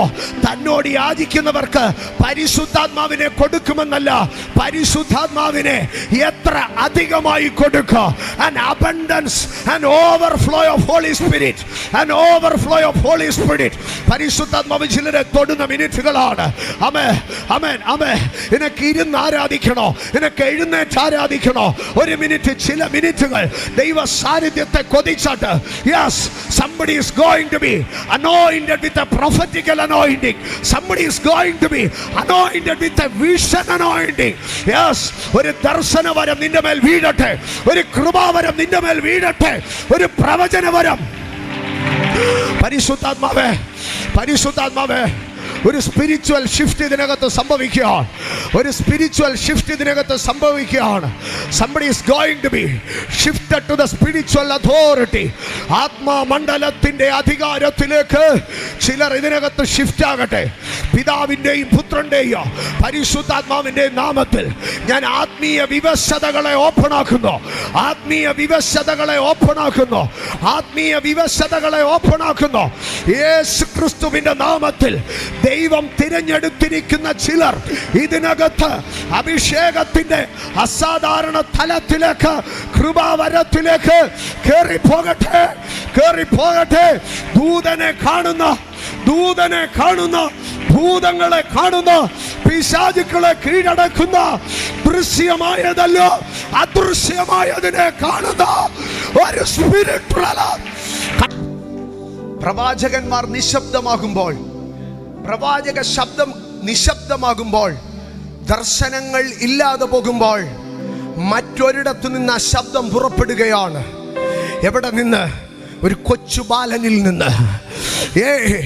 ദൈവശബ്ദമാണ് അതെന്ന് തിരിച്ചറിയാൻ കഴിയാത്ത മനുഷ്യൻ, ദൈവശബ്ദമാണെന്ന് അത് മനസ്സിലാക്കാൻ കഴിയാത്ത മനുഷ്യൻ, ആ കൊച്ചു ബാലന്റെ കാതിൽ ഒരു മനുഷ്യ ശബ്ദം പോലെ ഒത്തിരി ഹ്യൂമനൈസ് ചെയ്ത് ദൈവത്തിന്റെ വോയിസ് കേൾക്കുകയാണ്. ആമേൻ.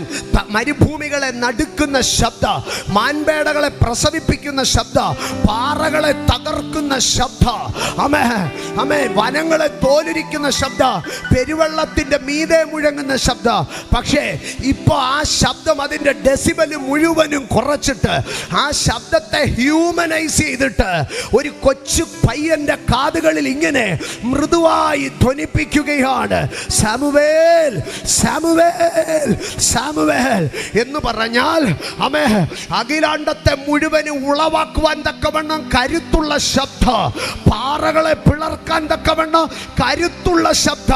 ശമൂവേലിന് വേണ്ടി ഒരു സ്പെഷ്യൽ ട്യൂണിങ് ചെയ്ത് ശമൂവേലിന്റെ കാതുകളെ കണക്ട് ചെയ്യാൻ കഴിയുന്ന അളവിൽ ശമൂവേലിന്റെ ബലഹീനത അറിഞ്ഞ്, ശമൂവേലിന്റെ അവസ്ഥ അറിഞ്ഞ്, ശമൂവേലുമായി സ്വർഗം ഒരു പേഴ്സണൽ വോയിസ് ഹ്യൂമനൈസ് ചെയ്ത് ഹ്യൂമനൈസ്.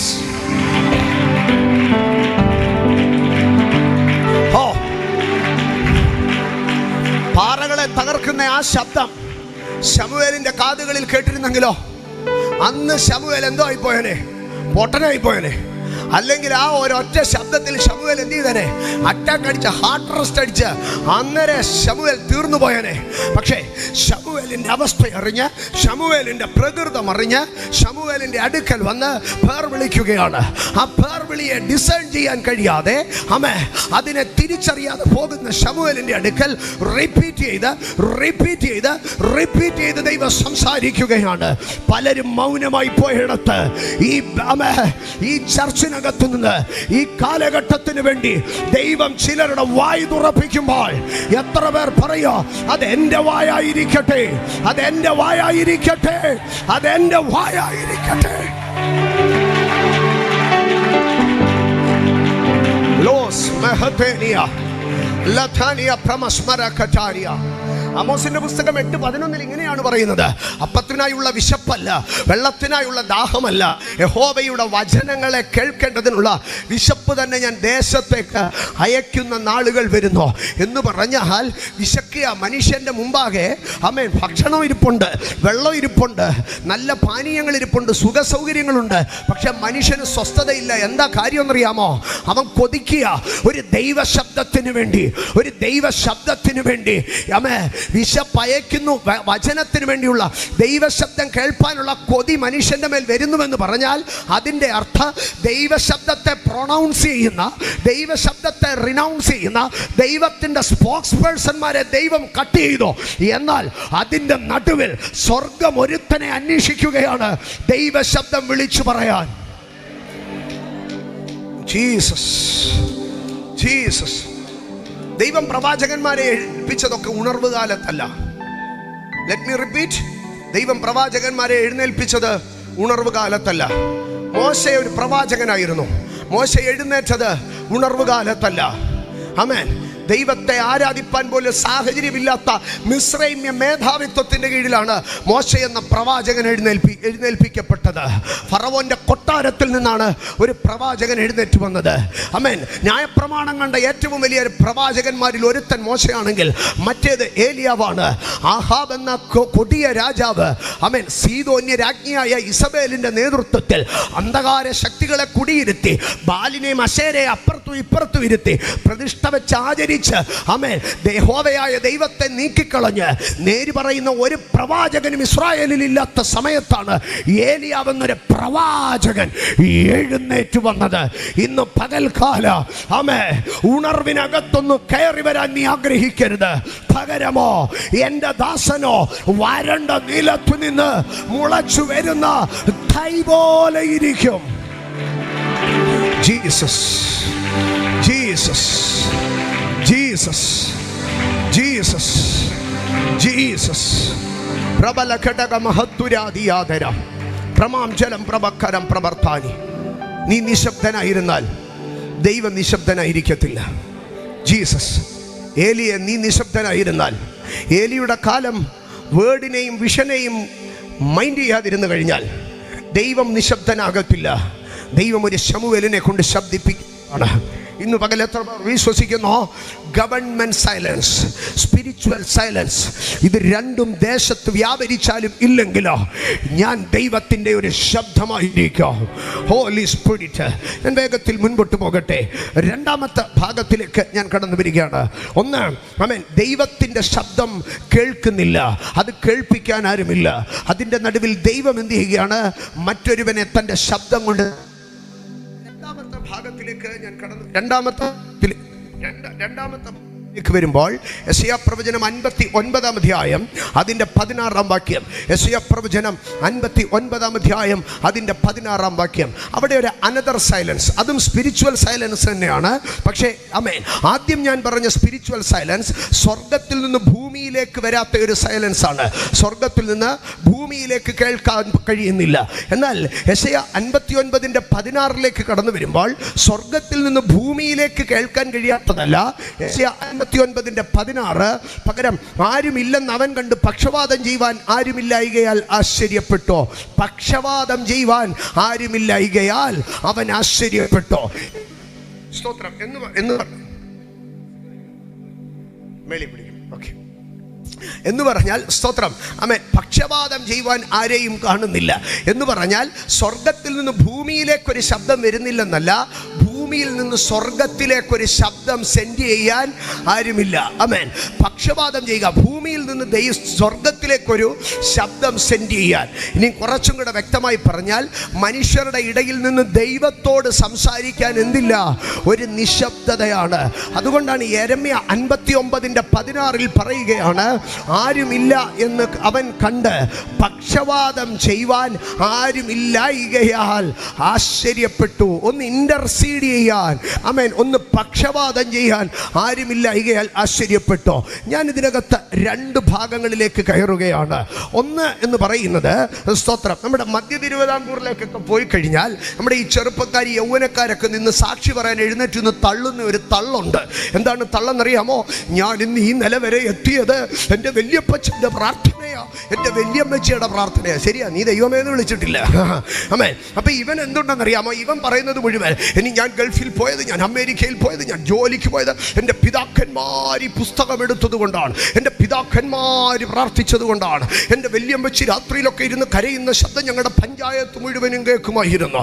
എന്തോ ഒരു തള്ളാണെന്നറിയാമോ? പക്ഷേ ഇതൊക്കെ കേൾക്കുമ്പോൾ വേറെ ചിലരുണ്ട്. അവരാരാണെന്നറിയാമോ? അവരിങ്ങനെ പഴയ പാരമ്പര്യ പെന്തക്കോസുകാരൊന്നുമല്ല, അവർ ഈ ഇടയ്ക്ക് രക്ഷിക്കപ്പെട്ടു വന്നവരാ. അവരിവിടെ ദൈവസന്നിധിയിൽ ഇരുന്ന് ഇങ്ങനെ ചിന്തിക്കും, കർത്താവേ, എൻ്റെ അപ്പനും അമ്മയൊക്കെ ആണെങ്കിൽ കള്ളടിച്ചിട്ട് പറയുന്നത് തെറിയ കേട്ടായിരുന്നെങ്കിൽ ഞാൻ ആയുസ് രക്ഷപ്പെടുമെന്ന് തോന്നില്ല. ഈ പുള്ളിയൊക്കെ എന്തോ ഒരു ഭാഗ്യവാനാണെന്ന്. എൻ്റെ സഹോദരങ്ങളെ, ജീവിതത്തിൽ ചിലപ്പോഴെങ്കിലും ആമേൻ മനുഷ്യന് തോന്നുന്ന ഒരു വേദനയാണ്, എനിക്ക് വേണ്ടി പ്രാർത്ഥിക്കാൻ ആരുമില്ലല്ലോ, എനിക്ക് വേണ്ടി ഒന്ന് ഇടിവിൽ നിൽക്കാൻ ആരുമില്ലല്ലോ.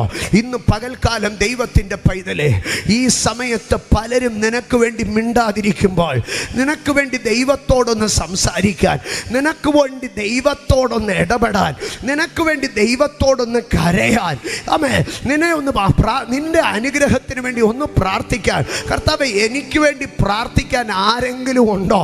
ആമേൻ. ജീവിതത്തിൽ ആമേൻ ചിലർക്കൊക്കെ ഭയങ്കര ആമേൻ പ്രിവിലേജ്ഡ് ആണ്. അവർക്ക് വേണ്ടി പ്രാർത്ഥിക്കാൻ അമ്മയുടെ അപ്പച്ചനുണ്ട്, അമ്മയുടെ അമ്മച്ചിയുണ്ട്, അപ്പൻ്റെ അപ്പച്ചനുണ്ട്, അമ്മയുടെ അമ്മച്ചിയുണ്ട്, അവിടുത്തെ കുടുംബക്കാരുണ്ട്. ഞങ്ങളുടെ വീട്ടിൽ 85 പാസ്റ്റർമാരുണ്ട്. അവരെ എല്ലാവരെയും ഞാൻ പരീക്ഷയ്ക്ക് മുമ്പ് വിളിച്ച് പ്രാർത്ഥിച്ചിട്ടാണ് പോകുന്നത്.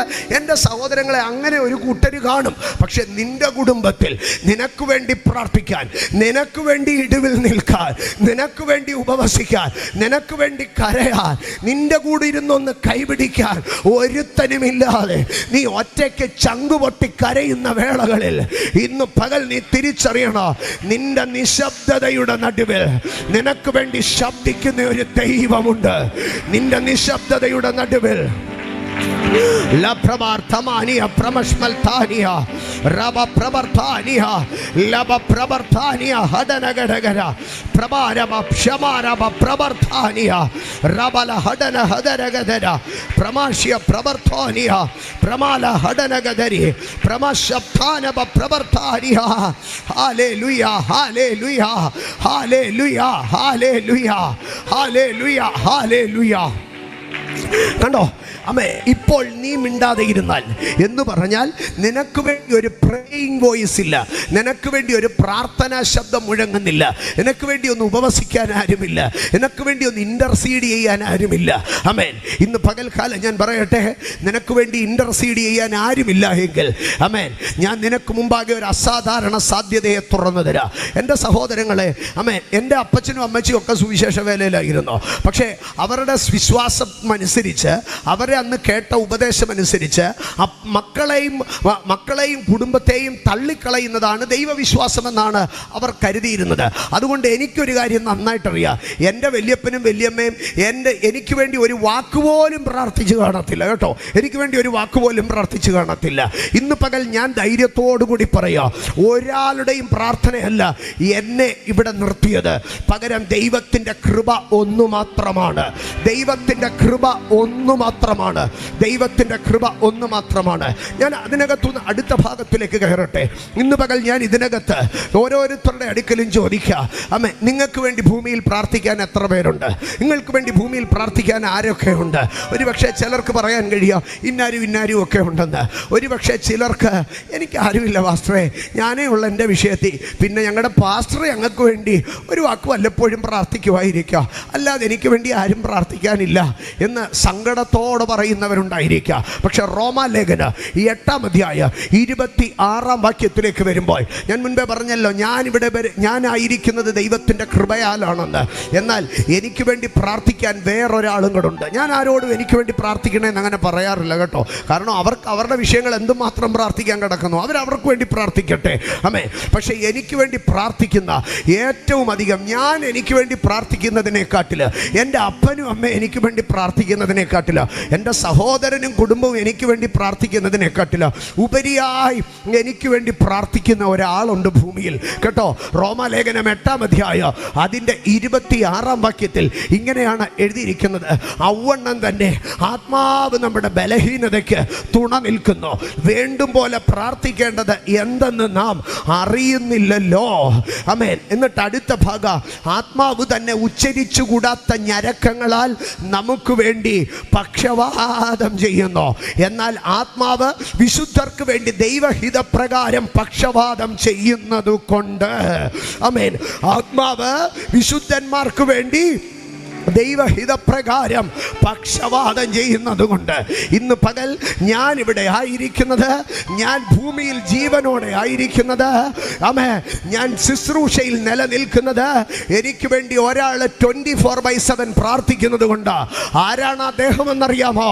ദൈവത്തിൻ്റെ തൃത്വത്തിൽ മൂന്നാമനായിരിക്കുന്ന പരിശുദ്ധാത്മാവ് എനിക്ക് വേണ്ടി പ്രാർത്ഥിക്കുന്നത് കൊണ്ട്. ആമേ, വിശുദ്ധർക്ക് വേണ്ടി, ആമേൻ, ആത്മാവ് ദൈവഹിതപ്രകാരം പക്ഷവാദം ചെയ്യുന്നു. ഇന്ന് പകൽ നിനക്ക് വേണ്ടി പ്രാർത്ഥിക്കാൻ ഭൂമിയിൽ ഒരു അപ്പനും കാണത്തില്ല, നിനക്ക് വേണ്ടി പ്രാർത്ഥിക്കാൻ ഭൂമിയിൽ ഒരു അമ്മയും കാണത്തില്ല. പക്ഷേ എനിക്ക് വേണ്ടി പ്രാർത്ഥിക്കുവാൻ ഒരു പരിശുദ്ധാത്മാവ്, തൃത്വത്തിൽ മൂന്നാമൻ, ദൈവത്തിൻ്റെ കാര്യസ്ഥൻ എനിക്ക് വേണ്ടി ഇറങ്ങി നിൽപ്പുണ്ട്. എൻ്റെ തകർച്ചയിൽ നിന്ന് എന്നെ പണിതെടുക്കാൻ, എൻ്റെ താഴ്ചയിൽ നിന്ന് എന്നെ ഉയർത്തിയെടുക്കാൻ, എൻ്റെ പാപത്തിൽ നിന്ന് എന്നെ വിശുദ്ധീകരിച്ചെടുക്കാൻ, എൻ്റെ പോരാട്ടങ്ങളിൽ ഞാൻ ജയം പ്രാപിക്കുവാൻ.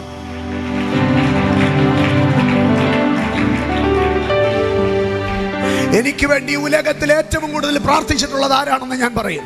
എനിക്ക് വേണ്ടി പക്ഷവാദം ചെയ്തിട്ടുള്ളത് പരിശുദ്ധാത്മാവാണ്. എനിക്ക് വേണ്ടി പക്ഷവാദം ചെയ്യാൻ 2 പേരുണ്ട്. എനിക്ക് വേണ്ടി പക്ഷവാദം ചെയ്യുവാൻ 2 പേര്. ഭൂമിയിൽ പരിശുദ്ധാത്മാവ്, സ്വർഗത്തിൽ യേശു ക്രിസ്തു. ഭൂമിയിൽ പരിശുദ്ധാത്മാവ്, സ്വർഗത്തിൽ യേശു ക്രിസ്തു. വേറെ ഏത് അച്ചായൻ്റെ അമ്മാമ്മയുടെയും പ്രാർത്ഥന അതിൻ്റെ താഴെ ഉള്ളൂ. ഇന്ന് പകൽക്കാലം നിനക്ക് വേണ്ടി പ്രാർത്ഥിക്കുവാൻ ഒരുത്തനും ഇല്ലെന്ന് നീ സങ്കടപ്പെടരുത്. നിനക്ക് വേണ്ടി പ്രാർത്ഥിക്കുവാൻ ദൈവത്തിൻ്റെ പരിശുദ്ധാത്മാവുണ്ട്. ജീസസ്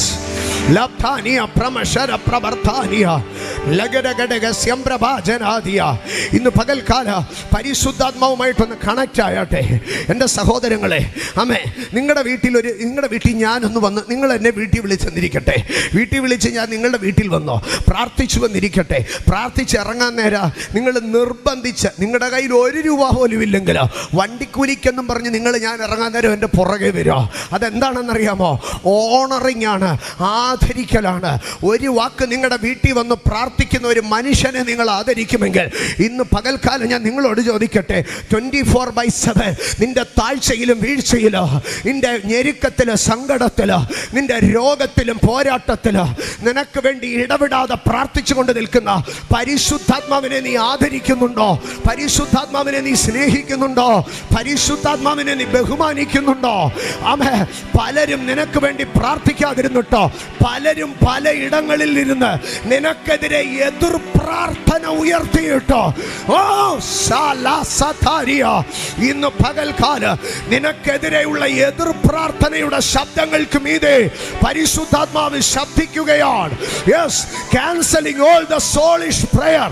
ദൈവ സഭയ്ക്കെതിരെ, അഭിഷക്തനെതിരെ, കുടുംബങ്ങൾക്കെതിരെ വ്യാപരിക്കുന്ന എല്ലാ എതിർ പ്രാർത്ഥനയുടെ ശബ്ദങ്ങളെയോ തിരസ്കരിച്ചുകൊണ്ട് ഒരു ദൈവിക പ്രാർത്ഥനാ ശബ്ദം പരിശുദ്ധാത്മാവ് ഇന്ന് പകൽ നിനക്ക് വേണ്ടി, yes, lifting from heaven, lifting from heaven, lifting from heaven. ലഥനമ ഹസതഹരിയ വലഹദന മഹസതഹരിയ പ്രമന ഹർധന ലഗസ്യ പ്രമന ലഹത്യ ദരാജര പ്രവോനിയ പ്രഭാഷ പ്രബൽധാനിയ. യേശുവേ, യേശുവേ, യേശുവേ, യേശുവേ, യേശുവേ. റബല ഹൈഡരബ പ്രബർധാനിയ പ്രമന ഹഡരഗ പ്രബർധാനിയ. എൻ്റെ സഹോദരങ്ങളെ, ആമേൻ, ജീവിതത്തിൽ 3 അവസ്ഥകളുണ്ട്. 1, മറ്റുള്ളവർ നമുക്ക് വേണ്ടി പ്രാർത്ഥിക്കും. 2, നമ്മൾ പ്രാർത്ഥിക്കും. 3, നാം പ്രാർത്ഥിക്കുക. എന്നാൽ ഇതിൻ്റെ ഓപ്പോസിറ്റ് ഒരു ഭാഗമുണ്ട്. ജീവിതത്തിൻ്റെ പ്രതികൂല, നമുക്ക് വേണ്ടി ആരും പ്രാർത്ഥിക്കാനില്ല. ദൈവമേ, അവനെ ഒന്ന് അനുഗ്രഹിക്കണമെന്ന്, അവനൊരു നന്മ നൽകണമെന്ന് ആരും പ്രാർത്ഥിക്കാനില്ല. ആമേൻ. 2, സ്തോത്രം, സ്നേഹിക്കുന്നവർ പോലും എന്തേ ചെയ്യത്തുള്ളൂ എന്നറിയാമോ? ദോഷമായിട്ട് പ്രാർത്ഥിക്കത്തുള്ളൂ. ഞാൻ ശുശ്രൂഷിക്കുന്നിടത്ത് ഞങ്ങൾ 2 അഭിഷക്തന്മാർ ചേർന്നാണ് ശുശ്രൂഷിക്കുന്നത്. ആമേ, എൻ്റെ കൂടെയുള്ള അഭിഷക്തൻ എവിടെയെങ്കിലുമൊക്കെ യാത്ര പോകുമെന്ന് പറയുമ്പോൾ സഭ ഒരുമിച്ച് ഇന്ന് പ്രാർത്ഥിക്കും. ദൈവമേ, അഭിഷക്തന് നല്ല യാത്രകളെ കൊടുക്കണേ, നല്ല യാത്രകളെ കൊടുക്കണേ. ആമേ, എനിക്കെവിടെയെങ്കിലും യാത്ര വരുമ്പോഴത്തേക്ക് നല്ലൊരു സമൂഹം വിശ്വാസികളിരുന്ന് പറയും, ദൈവമേ, സാമ്പാസ്റ്റർ എങ്ങും പോവല്ലേ കർത്താവേ, അദ്ദേഹം എങ്ങും പോവല്ലേ കർത്താവേ. ആമേ, അപ്പോൾ എനിക്ക് വേണ്ടി പ്രാർത്ഥിക്കുക. ആമേ, എനിക്ക് വേണ്ടി പ്രാർത്ഥിക്കുന്നുണ്ട്. പക്ഷെ പ്രാർത്ഥിക്കുന്നത് എന്താണെന്നറിയാമോ? അവരുടെ സ്വാർത്ഥതയ്ക്കനുസരിച്ചാണ് പ്രാർത്ഥിക്കുന്നത്. ഞാൻ മുമ്പോട്ട് പോകട്ടെ സഹോദരങ്ങളെ. നമുക്ക് വേണ്ടി അപ്പോൾ ഒരു കൂട്ടർ പ്രാർത്ഥിക്കാതെ ഇരുന്നേക്കാം. 2, നമ്മൾക്ക് എപ്പോഴും നമുക്ക് വേണ്ടി പ്രാർത്ഥിക്കാൻ കഴിയുമോ? ഇല്ല. പലപ്പോഴും നമ്മുടെ ജീവിതത്തിൽ പ്രാർത്ഥനാ ജീവിതം കുറഞ്ഞു പോകുക, പ്രാർത്ഥനാ ജീവിതം ബലഹീനപ്പെട്ടു പോകുക. ഒരു കാര്യം ഞാൻ പറയാം, ഉലകത്തിൽ ഒരു മനുഷ്യനും, ഒരു ആത്മീയനായ മനുഷ്യനോ 365 ദിവസവും ഒരുപോലെ പ്രാർത്ഥിക്കാൻ കഴിയത്തില്ല. ആമേൻ. അതേസമയം ഒരു മെക്കാനിക്കൽ ക്രിസ്ത്യൻ ലൈഫ് ചെയ്യുന്ന ഒരു വ്യക്തിക്ക് 365 ദിവസം എന്ത് ചെയ്യാൻ കഴിയുമെന്നറിയാമോ? ഒരുപോലെ പ്രാർത്ഥിക്കാൻ കഴിയും. ഞാനിങ്ങനെ 2 കൂട്ടരെയും കണ്ടിട്ടുണ്ട്. മെക്കാനിക്കൽ ക്രിസ്ത്യൻ ലൈഫ്, അവരെക്കുറിച്ച് ഭയങ്കര പേരാ. കൃത്യം 4 മണിക്ക് പ്രാർത്ഥനയ്ക്കിരിക്കുക, കൃത്യം 6:30 പ്രാർത്ഥനയ്ക്കിരിക്കുക. ഞാൻ കണ്ടിട്ടുണ്ട്, ശരിയാ. പക്ഷെ കൃത്യം 9:30 അവർ കഥകടച്ചിരിക്കും. കൃത്യം രാത്രി 9:30 കഥകടച്ച് ഫോൺ ഓഫ് ചെയ്യുക. കൃത്യം 3:30 അലാറം വെച്ച് 4 മണിക്ക് എഴുന്നേക്കുക. 4 മണിക്ക് വന്ന് അവിടെ ഇരുന്ന് പാട്ടുപാടി ഉറങ്ങി 5 മണിയാകുമ്പോൾ എഴുന്നേറ്റ് പോകും. പിന്നെ 6:30 വന്ന് പാട്ടുപാടി. മെക്കാനിക്കൽ പ്രയർ ലൈഫ്, അത് ഒരു ദിവസവും മുടങ്ങത്തില്ല. പക്ഷേ ഒരു ആത്മീയനെ സംബന്ധിച്ച് അവൻ്റെ സ്പിരിച്വൽ വാർഫെയറിൻ്റെ അളവിനനുസരിച്ച് ഇവൻ എന്ത് ചെയ്യുമെന്നറിയാമോ? ഇവൻ പ്രാർത്ഥനയിൽ സ്ട്രഗിൾ ചെയ്യാൻ തുടങ്ങുക. ഒരു നല്ല ആത്മീയനെ സംബന്ധിച്ച് അവൻ ഏറ്റവും വലിയ വാർഫെയർ അനുഭവിക്കുന്നത് എവിടെയാണെന്നറിയാമോ? അവൻ്റെ പ്രാർത്ഥന മുറിക്കകത്താണ്. നമ്മൾ പലപ്പോഴും പറയാം, എന്താണെന്നറിയാമോ? ഒന്ന് പ്രാർത്ഥിച്ച് കയറാൻ പറ്റുന്നില്ലെന്ന് പറയുക. എൻ്റെ ജീവിതത്തിൽ ഞാൻ അനുഭവിച്ചിട്ടുണ്ട്. ഒന്ന് പ്രാർത്ഥിച്ച് കയറാൻ പറ്റത്തില്ല. ആമേൻ. ജീവിതത്തിൽ നമ്മുടെ പ്രയർ ഡീആക്ടിവേറ്റ് ആയി പോകാം. ആമേൻ. വേറൊരു സംഗതിയുണ്ട്. എന്താണെന്നറിയാമോ? നമുക്കെതിരെ എതിർ പ്രാർത്ഥനകൾ ഉയർന്നുകൊണ്ടിരിക്കുക. ഒന്ന്, നമുക്ക് വേണ്ടി ആരും പ്രാർത്ഥിക്കാത്ത അവസ്ഥ. രണ്ട്, നമുക്ക് പ്രാർത്ഥിക്കാൻ കഴിയാത്ത അവസ്ഥ. മൂന്ന്, സ്തോത്ര, നമുക്കെതിരായ സോളിഷ് എതിർ പ്രാർത്ഥനകൾ. ആമേൻ. അവൻ്റെ സ്വാർത്ഥതയ്ക്ക്, അവൻ്റെ ഇഷ്ടത്തിന്, അവൻ്റെ താല്പര്യത്തിന് വേണ്ടി എന്ത് ചെയ്തുകൊണ്ടിരിക്കുമെന്നറിയാമോ? നമ്മളെ നശിപ്പിക്കാൻ വേണ്ടിയുള്ള എതിർ പ്രാർത്ഥനയുടെ ശബ്ദം. അപ്പോൾ നിങ്ങൾ ചോദിക്കുക, എതിർ പ്രാർത്ഥനയുടെ ശബ്ദത്തിൻ്റെ ബല. ഞാനൊരു കാര്യം എൻ്റെ ദൈവമക്കളുടെ അടുക്കൽ പറയാ, നമ്മുടെ വായിൽ നിന്ന് തിന്മ ഉയരരുത്. നിങ്ങൾ 1000 നന്മ പറയുന്നത്, ഒരു തിന്മ പറയുന്നത് കൂടെ നോക്കിയാൽ ഏതിനായിരിക്കും എഫക്റ്റ് എന്നറിയാമോ? ഞാനൊരു ഭാഗം പറയാം.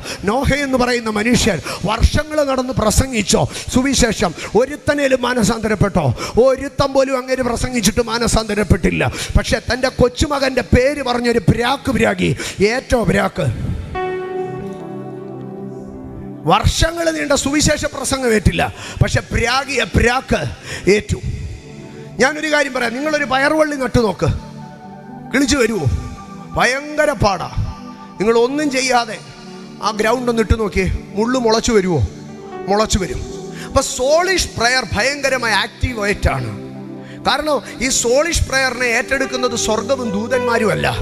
പകരം അതിനെ ഏറ്റെടുക്കുന്നത് ആരാണെന്നറിയാമോ? പ്രപഞ്ച ശക്തികളാണ് ഏറ്റെടുക്കുന്നത്. ആമേൻ. നെഗറ്റീവ് പവേഴ്സുകളാണ് അത് ഏറ്റെടുക്കുന്നത്. ആ സമയത്ത് ഇത് എന്ത് സംഭവിക്കും എന്നറിയാമോ? മോർ ആക്റ്റീവ് ആകും. പക്ഷേ ഇത്രയധികം എതിർ പ്രാർത്ഥനകൾ നിനക്കെതിരെ ഉയർന്നിട്ടോ നീ തകർന്നു പോകാതിരിക്കുന്നതിൻ്റെ കാരണം എന്താണെന്നറിയാമോ? നിന്റെ പ്രാർത്ഥനയല്ല, നമ്മുടെ പ്രാർത്ഥനയല്ല, നമുക്ക് വേണ്ടി ആരെങ്കിലും പ്രാർത്ഥിച്ചത് കൊണ്ടല്ല, പകരം പക്ഷപാതം ചെയ്യുന്ന സ്വർഗത്തിലെ ദൈവം.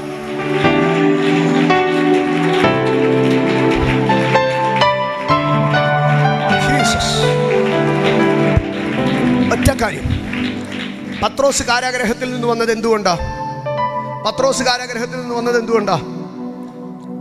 ആരുടെ പ്രാർത്ഥന കൊണ്ട്? സഭയുടെ പ്രാർത്ഥന കൊണ്ട്. പൗലോസും ശീലാസും കാരാഗ്രഹത്തിൽ നിന്ന് പുറത്തു വന്നത് ആരുടെ പ്രാർത്ഥന കൊണ്ടാ? സഭയുടെ പ്രാർത്ഥന കൊണ്ടല്ല, അവരുടെ പ്രാർത്ഥന കൊണ്ടാ. അവരർദ്ധരാത്രിക്ക് പ്രാർത്ഥിച്ച് പാടി സ്തുതിച്ചപ്പോൾ. പക്ഷേ യോഹന്നാൻ അപ്പോസ്തലൻ പത്മോസിൽ നിന്ന് വെളിയിൽ വന്നത് ആരുടെ പ്രാർത്ഥന കൊണ്ടാ? ആര് പ്രാർത്ഥിച്ചു? പരിശുദ്ധാത്മാവിൻ്റെ പക്ഷപാതം കൊണ്ടാണ്. പരിശുദ്ധാത്മാവ് പ്രാർത്ഥിച്ചു. കാരണം പത്രോസിന്റെ കാരാഗ്രഹവാസത്തിൽ പ്രതീക്ഷയുണ്ടായിരുന്ന സഭയ്ക്ക് യാക്കോബിന് പറ്റിയതുപോലെ പറ്റരുത് എന്ന് പറഞ്ഞ് ചിലതിനെ ബ്ലോക്ക് ചെയ്യാൻ, ചിലതിനെ ബ്രേക്ക് ചെയ്യാൻ തക്കവണ്ണം സഭയ്ക്കൊരു വീര്യമുണ്ടായിരുന്നു. പൗലോസും ശീലാസും അവർ പ്രാർത്ഥനാ വീരന്മാരായിരുന്നു. പക്ഷേ യോഹന്നാൻ പത്മോസിലേക്ക് കടത്തപ്പെടുമ്പോൾ യോഹന്നാൻ്റെ അകത്ത് ഹോപ്പുണ്ടോ തിരിച്ചു വരുമെന്ന്? യോഹന്നാൻ്റെ അകത്ത് ഹോപ്പില്ല. Yohannan ready to die, submissive to death, മരണത്തെ പ്രതീക്ഷിച്ചാണ് യോഹന്നാൻ എങ്ങോട്ട് പോകുന്നത്? ഈ വയസ്സ് ഇത്രയും ശുശ്രൂഷ ചെയ്തു, മതി കർത്താവേ, പത്മോസിൽ പോയി രക്തസാക്ഷി ആകാമെന്ന് പറഞ്ഞ് ആര് പോകുന്നത്? യോഹന്നാൻ പോകുന്നത്. അപ്പോൾ യോഹന്നാന് തിരിച്ചു വരണമെന്നൊരു പ്രതീക്ഷ പോലുമില്ല. സഭയും എന്താണ് ചിന്തിക്കുന്നത്? പത്മോസിലേക്ക് പോയ വൃദ്ധനായ മനുഷ്യൻ ഇനിയും തിരിച്ചു വരുമെന്നൊരു പ്രതീക്ഷയുണ്ടോ? യോഹന്നാനെ കുറിച്ച് സഭയ്ക്കും പ്രതീക്ഷയില്ല. പക്ഷേ സഭയ്ക്കും യോഹന്നാനും പ്രതീക്ഷ നഷ്ടപ്പെട്ട ഇടത്ത്, പക്ഷവാദം ചെയ്യാൻ ആരുമില്ലാത്ത ഇടത്ത് പരിശുദ്ധാത്മാവ് യോഹന്നാന് വേണ്ടി പക്ഷവാദം ചെയ്യാൻ തുടങ്ങി. തിബര്യാസ് കടൽ തീരത്തിൽ യോഹന്നാന്റെ കാതുകളിൽ വീണ ദൈവത്തിന്റെ വാഗ്ദത്തത്തെ വെച്ച് പരിശുദ്ധാത്മാവ് പ്രാർത്ഥിക്കാൻ തുടങ്ങി. Let the spirit prayer be activated. പരിശുദ്ധാത്മാവേ എനിക്ക് വേണ്ടി പ്രാർത്ഥിക്കണമേ. പരിശുദ്ധാത്മാവേ എനിക്ക് വേണ്ടി പക്ഷപാതം ചെയ്യണമേ. പരിശുദ്ധാത്മാവേ എനിക്ക് വേണ്ടി ഒന്ന് ഇന്റർസീഡ് ചെയ്യണമേ. ഞാൻ പലപ്പോഴും പരിശുദ്ധാത്മാവിനെ ദുഃഖിപ്പിച്ചിട്ടുണ്ട്. ഞാൻ പലപ്പോഴും പരിശുദ്ധാത്മാവിനെ അനുസരിക്കാതിരുന്നിട്ടുണ്ട്. പക്ഷെ പരിശുദ്ധാത്മാവേ എന്നെ തള്ളിക്കളയല്ലേ, എനിക്ക് വേണ്ടി പക്ഷപാതം ചെയ്യണമേ. Jesus, Jesus. ആമേൻ, ആമേൻ, ആമേൻ. പത്രോസിനെ കുറിച്ച് സഭയ്ക്കൊരു ആഗ്രഹമുണ്ടായിരുന്നു. കാരണം യാക്കോബ് മരിച്ചപ്പോൾ ഉടനെ പത്രോസും കൂടെ മരിച്ചാൽ സഭയുടെ വളർച്ച നശിക്കും. അപ്പോൾ സഭ അത് ഏറ്റെടുത്തു. പൗലോസും ശീലാസും അവരുടെ അകത്തൊരു വിഷയം ഉണ്ടായിരുന്നു, അവരവരുടെ വിഷയത്തെ ഏറ്റെടുത്തു. പക്ഷേ യോഹന്നാൻ്റെ വിഷയത്തെ ആരും ഏറ്റെടുക്കാനില്ലായിരുന്നു. ആമേൻ. ആരും ഏറ്റെടുക്കാൻ പക്ഷപാതം ചെയ്യാൻ ആരുമില്ലാതിരുന്ന വിഷയത്തെ ആര് കയറി അങ്ങ് ഏറ്റെടുത്തോ? ആമേൻ. പരിശുദ്ധാത്മാവ് എന്താ കാര്യമെന്നറിയാമോ? യോഹന്നാനെ സഭയ്ക്ക് ആവശ്യമുണ്ടെന്നുള്ളതല്ല വിഷയം. പക്ഷേ തിബര്യാസിന്റെ കടൽ തീരത്ത് വെച്ച് പത്രോസിന്റെ അടുക്കൽ യോഹന്നാനെ കുറിച്ച് യേശു കർത്താവ് ഒരു കാര്യം പറഞ്ഞു. ഇവൻ മരിച്ചില്ലെങ്കിലും മരിച്ചാലും നിങ്ങൾക്കെന്താ, ഇവൻ അങ്ങനെ സാധാരണമായി മരിക്കത്തില്ലെന്ന് ആമേൻ പറഞ്ഞു. ആകയാൽ 12 അപ്പോസ്തലന്മാർ രക്തസാക്ഷിത്വ മരണം പ്രാപിക്കുമ്പോൾ അതിനപ്പുറം ഒരു ജീവന്റെ ശക്തി യോഹന്നാനിൽ വെളിപ്പെടുമെന്ന് തിബര്യാസിന്റെ കടൽ തീരത്തു നിന്ന് യേശുനാഥൻ പറഞ്ഞ വാഗ്ദത്തം, ആ വാഗ്ദത്തത്തെ പരിശുദ്ധാത്മാവ് ഏറ്റെടുത്ത് പ്രാർത്ഥിക്കുകയായിരുന്നു. ഇന്ന് പകൽക്കാലം നിന്റെ മേൽ കിടക്കുന്ന വാഗ്ദത്തത്തെ ഏറ്റെടുത്ത് പ്രാർത്ഥിക്കുന്ന പരിശുദ്ധാത്മാവിന്റെ പ്രയർ റൂം ഇതിനകത്ത് ആക്ടിവേറ്റ്.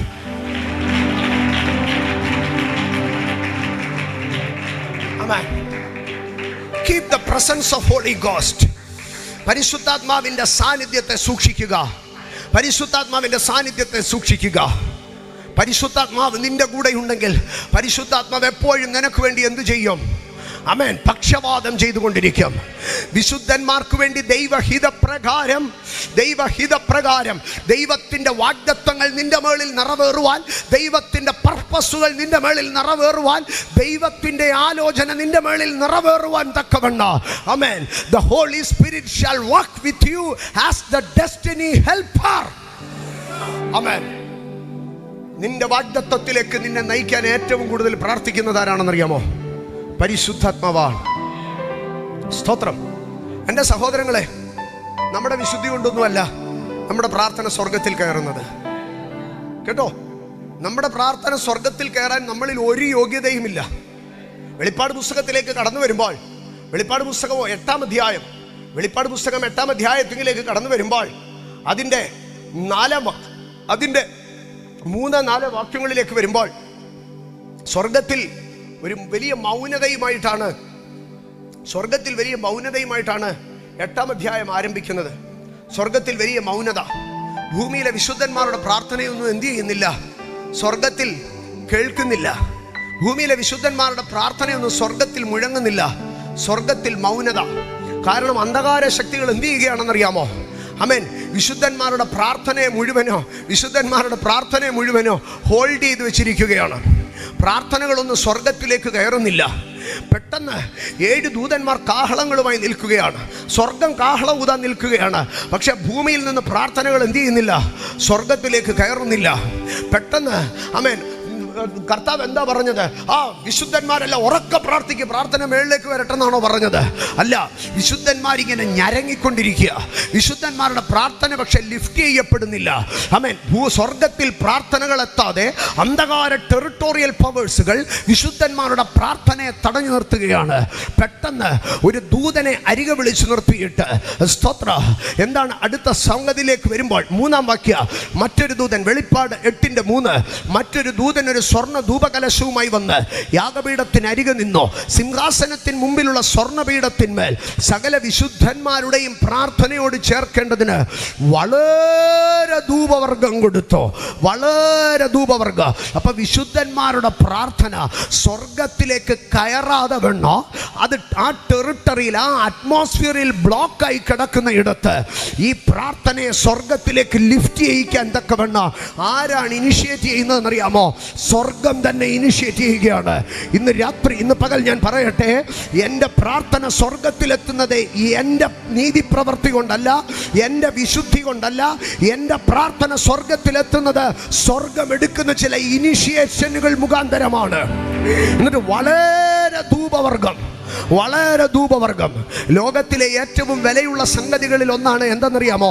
ധൂപവർഗം, incense, perfume. ആമേൻ. ഈ ഇൻസെൻസിനെ ഒരു വളരെ ധൂപവർഗത്തെ കൊടുക്കുകയാണ്. ഞാൻ അതിനകത്തൊരു കാര്യം പറയാ, എൻ്റെയും നിങ്ങളുടെയും പ്രാർത്ഥനകൾ സ്വർഗത്തിലെത്തേണ്ടതിന് സ്വർഗം ഒത്തിരി വില മുടക്കുന്നുണ്ട് കേട്ടോ. ആമേൻ. എനിക്കും നിങ്ങൾക്കും പലപ്പോഴും പ്രാർത്ഥിക്കാൻ മടിയാ. പക്ഷേ എൻ്റെ പ്രാർത്ഥന സ്വർഗത്തിലെത്തിക്കാൻ ദൈവം ഒത്തിരി വില മുടക്കുന്നുണ്ട്. ഇങ്ങനെ ഞാൻ പറയാ, നിനക്കൊരു ഒരു കത്തെഴുതാൻ ഭയങ്കര മടിയാ. പക്ഷേ എത്ര രൂപ പോസ്റ്റേജ് ആണെങ്കിലും ആ പോസ്റ്റേജ് മുടക്കി, ആമേൻ, ആ കാശ് മുടക്കി കത്ത് നീ ഒന്ന് എഴുതിയാൽ, ആമേൻ, എത്തേണ്ടിടത്ത് എത്തിക്കാൻ പോസ്റ്റ്മാൻ, പരിശുദ്ധാത്മാവും ദൂതന്മാര് നിന്റെ വാതുക്ക നിൽക്കുക. പക്ഷെ നിനക്ക് ഭയങ്കര മടിയാ കത്തെഴുതാൻ. ഇന്ന് പകൽ ഉപവാസ പ്രാർത്ഥനകളുടെ ദിനരാത്രങ്ങൾ അവസാനത്തിലേക്ക് കയറുമ്പോൾ നിന്റെ പേഴ്സണൽ പ്രയർ ഒന്ന് ആക്ടിവേറ്റ് ആകട്ടെ.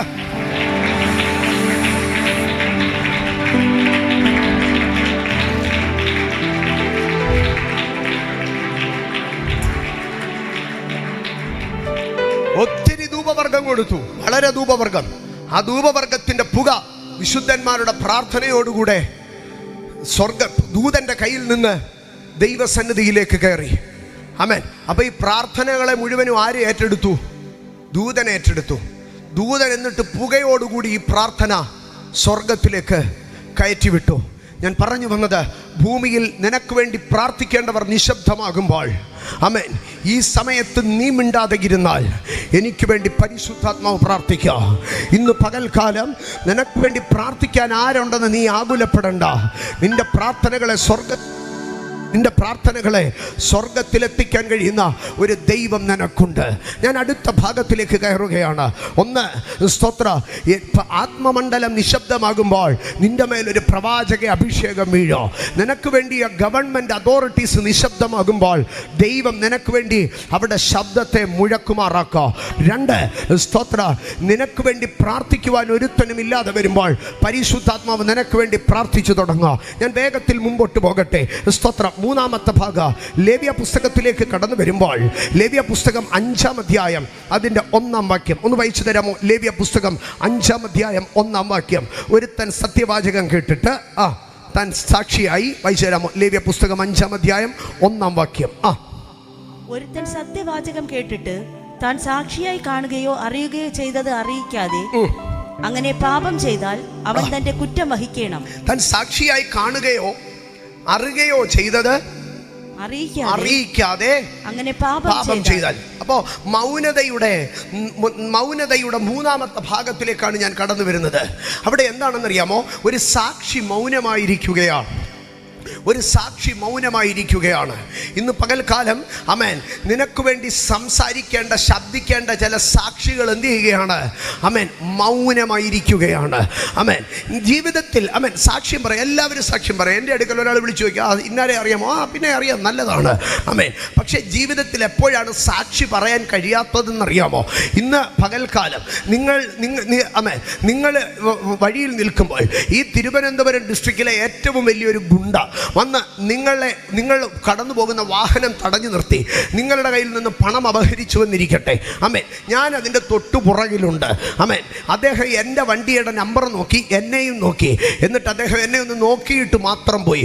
ആമേൻ. എന്നെ അടുത്ത ദിവസം നിങ്ങൾ നേരെ പോലീസ് സ്റ്റേഷനിൽ ചെന്ന് പറഞ്ഞു, ആമേൻ, എന്നെ ഇന്നാര് വന്ന് വഴിയിൽ തടഞ്ഞു നിർത്തി എൻ്റെ കാശ് അപഹരിച്ചു കൊണ്ടുപോയി. ഞങ്ങളുടെ ചർച്ചിൽ പ്രസംഗിക്കാൻ വന്ന പാസ്റ്റർ സാം മാത്യു ഞങ്ങളുടെ പുറകിലുണ്ടായിരുന്നു.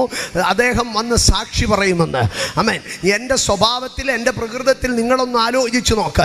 എൻ്റെ അടുക്കൽ നിങ്ങൾ വിളിച്ചു പറയാം, പാസ്റ്ററെ, ഇന്ന ഗുണ്ട എന്നെ വന്ന് വഴി തടഞ്ഞു നിർത്തി കാശ് മേടിച്ച കാര്യം പാസ്റ്റർ ഞങ്ങളുടെ പോലീസ് സ്റ്റേഷനിൽ വന്നൊന്ന് സാക്ഷി പറയണമെന്ന്. എന്നെ ഇത് നിങ്ങൾ വിളിച്ച് പറഞ്ഞുവെന്നറിഞ്ഞാൽ തന്നെ അപ്പോഴേ ബിനിൽ പാസ്റ്റർ നിങ്ങളെ വിളിച്ചെന്തോ പറയും, നിങ്ങളുടെ കാശ് പോയ കാര്യം നമുക്ക് പരിഹരിക്കാം, നമ്മുടെ ചർച്ചിൽ ഗസ്റ്റായിട്ട് വന്ന ഒരു പാസ്റ്ററെ ഇതിനകത്തേക്ക് വലിച്ചഴച്ച് ബുദ്ധിമുട്ടിപ്പിക്കരുതെന്ന് പറയും. അപ്പോൾ ഒരു മനുഷ്യൻ്റെ പ്രശ്നത്തിൽ, ഒരു മനുഷ്യൻ്റെ ക്രൈസിസിൽ സാക്ഷി പറയാൻ എത്ര പേർ നിൽക്കും? ആരും നിൽക്കത്തില്ല. ആമേൻ. അല്ലെങ്കിൽ അതുപോലെ ഉറ്റവരും ഉടയവരും മാത്രമേ എന്ത് ചെയ്യത്തുള്ളൂ? സാക്ഷി നിൽക്കത്തുള്ളൂ. അതുകൊണ്ട് ലേവ്യ പുസ്തകം 5-ാം അധ്യായത്തിൽ മനുഷ്യനിൽ ഉടലെടുക്കുന്ന ഒരു സാധ്യതയെക്കുറിച്ച് പറയുകയാണ്. ഒരു മനുഷ്യൻ സാക്ഷിയായി കണ്ട കാര്യം, സാക്ഷിയായി കേട്ട കാര്യം അവൻ പറയാതെ എന്തു ചെയ്യാം? മൗനമായിട്ടിരിക്കുക. ഇന്ന് പകൽക്കാലം ദൈവത്തിൻ്റെ പൈതലേ, നിന്റെ ജീവിതത്തിൽ പലരും സൈലൻ്റാണ്. നിന്റെ പരമാർത്ഥത അറിയാവുന്നവർ നിനക്ക് വേണ്ടി മിണ്ടുന്നില്ല. നിന്റെ വിഷയത്തിൽ ഇടപെടേണ്ടവർ നിനക്ക് വേണ്ടി ഇടപെടുന്നില്ല എൻ്റെ സഹോദരങ്ങളെ. പക്ഷേ അതിനകത്ത് ദൈവം നിനക്ക് വേണ്ടി എന്ത് ചെയ്യുക? നിനക്ക് വേണ്ടി സാക്ഷി പറയേണ്ടവർ, നിന്റെ പരമാർത്ഥതയെയും നിന്റെ അധ്വാനത്തെയും കണ്ടവർ, നിന്റെ നേരിനെ കണ്ടവർ, നിനക്ക് വേണ്ടി സംസാരിക്കേണ്ട ഇടത്ത് സംസാരിക്കാതെ അവർ നിനക്ക് നേരെ മുഖം മറച്ചു പോകുമ്പോൾ, വെളിപ്പാട് പുസ്തകം 1-ാം അധ്യായത്തിലേക്ക് കടന്നു വരുമ്പോൾ, വെളിപ്പാട് പുസ്തകം 1-ാം അധ്യായം അതിൻ്റെ 5-ാം വാക്യത്തിലേക്ക് വരുമ്പോൾ, അവിടെ സ്വർഗത്തിലെ ദൈവം യേശു കർത്താവിനെ കുറിച്ച് ഇങ്ങനെ ഒരു സാക്ഷ്യം പറയുകയാണ്. വിശ്വസ്ത സാക്ഷിയും മരിച്ചവരിൽ നിന്ന് ആദ്യരാജാതനും ഭൂരാജാക്കന്മാർക്ക് അധിപതിയുമായ യേശു ക്രിസ്തുവിങ്കൽ നിന്ന് നിങ്ങൾക്ക് കൃപയും സമാധാനവും ഉണ്ടാകട്ടെ. അപ്പൊ യേശു ക്രിസ്തുവിന് പറയുന്ന 1-ാമത്തെ പേരവിടെ എന്താണെന്നറിയാമോ? അവൻ വിശ്വസ്തനായ സാക്ഷിയാണ്. അവൻ വിശ്വസ്തനായ സാക്ഷിയാണ്. ഇന്ന് പകൽക്കാലം തിരിച്ചറിയണം, നിന്റെ ദൈവം നിനക്ക് വേണ്ടി സാക്ഷി പറയുക. എത്ര പേർ പറയുന്നു ദൈവം എനിക്ക് വേണ്ടി സാക്ഷി പറയും? യാക്കോബ് ലാബാന്റെ വീട്ടിൽ കിടക്കുകയാണ്. യാക്കോബ് ലാബാന്റെ വീട്ടിൽ ഏതാണ്ട് 14 സംവത്സരം തൻ്റെ 2 ഭാര്യമാർക്ക് വേണ്ടി അധ്വാനിച്ചു. നീണ്ട 7 വർഷങ്ങൾ പിന്നെയോ തൻ്റെ ജീവിതത്തിൽ താനൊന്ന് കരപറ്റാൻ വേണ്ടി പണിയാവുന്ന പണി മുഴുവനും പണിതോ. പക്ഷേ ലാബാനും ലാബാന്റെ പുത്രന്മാരും ചേർന്ന് യാക്കോബിനെ തകർക്കാൻ ആവോളം പരിശ്രമിച്ചു. നീണ്ട 20 വർഷത്തിനകത്ത് 10 പ്രാവശ്യം പ്രതിഫലം മാറ്റിക്കളഞ്ഞു. കേട്ടോ, 20 വർഷത്തിനകത്ത് എത്ര പ്രാവശ്യമാണ് പ്രതിഫലം മാറ്റിയത്? 10 പ്രാവശ്യം. ഞാൻ അതിനകത്ത് ഒരു സാധ്യത മാത്രം പറയാം. യാക്കോബും ലാബാനും കൂടെ ഉടമ്പടി ചെയ്തു. എന്താണെന്നറിയാമോ? പുള്ളിയും മറവും ഉള്ളത് മുഴുവനും എനിക്ക്, അമേൻ, വെളുത്ത ആടുകൾ മുഴുവനും ലാബാന്. ഇത് പറഞ്ഞതിൻ്റെ അർത്ഥം, അമേൻ, പുതപ്പുകൾ, ഇവരുടെ കച്ചവടമെന്ന് പറഞ്ഞാൽ ഈ ആടുകളുടെ രോമത്തെ മുഴുവൻ കത്തിരിച്ച് പുതപ്പ് കമ്പിളി പുതപ്പുകാർക്ക് എന്ത് ചെയ്യുക? ഇതിനെ വിൽക്കുകയാണ്. അപ്പം കമ്പിളി പുതപ്പുകാർക്ക് വില കൂടുതൽ കിട്ടുന്നത് ഏതിനാണെന്നറിയാമോ? വെള്ള നല്ല പ്യുവർ വൈറ്റിനാണ് വില കിട്ടുന്നത്, കളറുള്ളതിന് വില കുറവാണ്. അപ്പൊ യാക്കോബ് പറഞ്ഞു, വില കൂടിയ സാധനം അങ്കിൾ എടുത്തോ, വില കുറഞ്ഞത് മാത്രം എന്ത് ചെയ്യുക? ഞാൻ എടുത്തോളാമെന്ന് പറഞ്ഞു. എന്നിട്ട് ആകട്ടെ എന്ന് പറഞ്ഞ് ലാബാൻ ഒരു കാര്യം എന്ത് ചെയ്തെന്നറിയാമോ? ബൈബിളിൽ വ്യക്തമായിട്ട് എഴുതിയിട്ടുണ്ട്. പുള്ളിയും മറുകും കറുപ്പുമുള്ള ആടുകളെ മുഴുവനും തൻ്റെ മക്കളുടെ കയ്യിൽ ഏൽപ്പിച്ചിട്ട് 3 ദിവസം വഴിദൂരം അകറ്റി വിട്ടിട്ട് പറഞ്ഞു, അവൻ എങ്ങനെ കറുപ്പുള്ള ആടുകളെ ജനിപ്പിക്കുമെന്നൊന്ന് കാണട്ടെ. അമേൻ. യാക്കോബിൻ്റെ സകല സാധ്യതകളെയും നഷ്ടപ്പെടുത്തി. പകൽ വെയിൽ കൊണ്ടും രാത്രി ശീതം കൊണ്ടും താൻ ക്ഷയിച്ചോ. തൻ്റെ ജീവിതം, അമേൻ, കള്ളന്മാർ കട്ടുകൊണ്ടുപോയതും കാട്ടുമൃഗങ്ങൾ പറിച്ചതിൻ്റെ കണക്കെടുത്ത മനുഷ്യൻ ദ്രവിച്ച് അസ്ഥിയോട് പറ്റി. എന്നാൽ ആ കുടുംബം വിട്ട് 20 വർഷത്തിനു ശേഷം യാത്ര പുറപ്പെട്ട് മിസ്പ എന്ന ഗലേദ് എന്ന കാവൽമാടത്തിന് സമീപം എത്തിയ രാത്രിയിൽ 10 ദിവസത്തെ വഴിദൂരത്തിന് യാക്കോബ് ലാബാന്റെ മുഖത്ത് നോക്കി ഒരു കാര്യം പറഞ്ഞു. അമേ, എൻ്റെ സങ്കടവും കഷ്ടവും കണ്ട ദൈവം കഴിഞ്ഞ രാത്രി എനിക്ക് ന്യായം വിധിച്ചോ എന്ന് പറഞ്ഞാൽ, നീ 20 വർഷം നിന്റെ വീട്ടിലിട്ട് ആരും കാണുന്നില്ലെന്ന് പറഞ്ഞ് എന്നെ ചവിട്ടിക്കൂട്ടിയത് മുഴുവനോ സ്വർഗത്തിൽ കണ്ടുകൊണ്ടിരുന്ന ഒരു ദൈവം എനിക്കുണ്ടായിരുന്നു. ഇന്ന് പകൽക്കാലം ലോകത്തിലെ സാക്ഷികൾ മൗനമായിരിക്കുമ്പോൾ, വിശ്വസ്ത സാക്ഷിയും മരിച്ചവരിൽ നിന്ന് ആദ്യജാതനോ ഭൂരാജാക്കന്മാർക്ക് അധിപതിയുമായ ഒരുത്തൻ നിന്റെ അടുക്കൽ ഇറങ്ങി വന്ന് നിന്ന് പറയുകയാണ്, ഞാൻ നിനക്ക് വേണ്ടി സാക്ഷി പറയും. ഞാൻ നിനക്ക് വേണ്ടി സാക്ഷി പറയാം. യേശു നമുക്ക് വേണ്ടി സാക്ഷി പറയും. കേട്ടോ, യേശു നമുക്ക് വേണ്ടി സാക്ഷി പറയാം. എന്താ കാരണമെന്നറിയാമോ? ആമേൻ. കള്ളസാക്ഷികളുടെ വേദന ഏറ്റവും അറിഞ്ഞിട്ടുള്ളവർ ആരാണെന്നറിയാമോ? യേശു കർത്താവാണ്. പീലാത്തോസിൻ്റെ കൽത്തളത്തിൽ വിസ്തരിക്കപ്പെടുന്ന ഗബത്തയുടെ മുൻപാകെ യേശു കർത്താവിൻ്റെ നേരെ കള്ളസാക്ഷികളെ കൊണ്ടുവന്ന് നിർത്തി.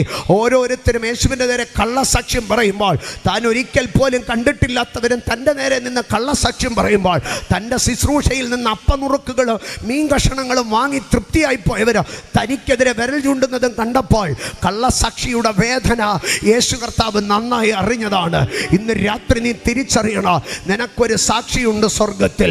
നിനക്കൊരു സാക്ഷിയുണ്ട് സ്വർഗത്തിൽ.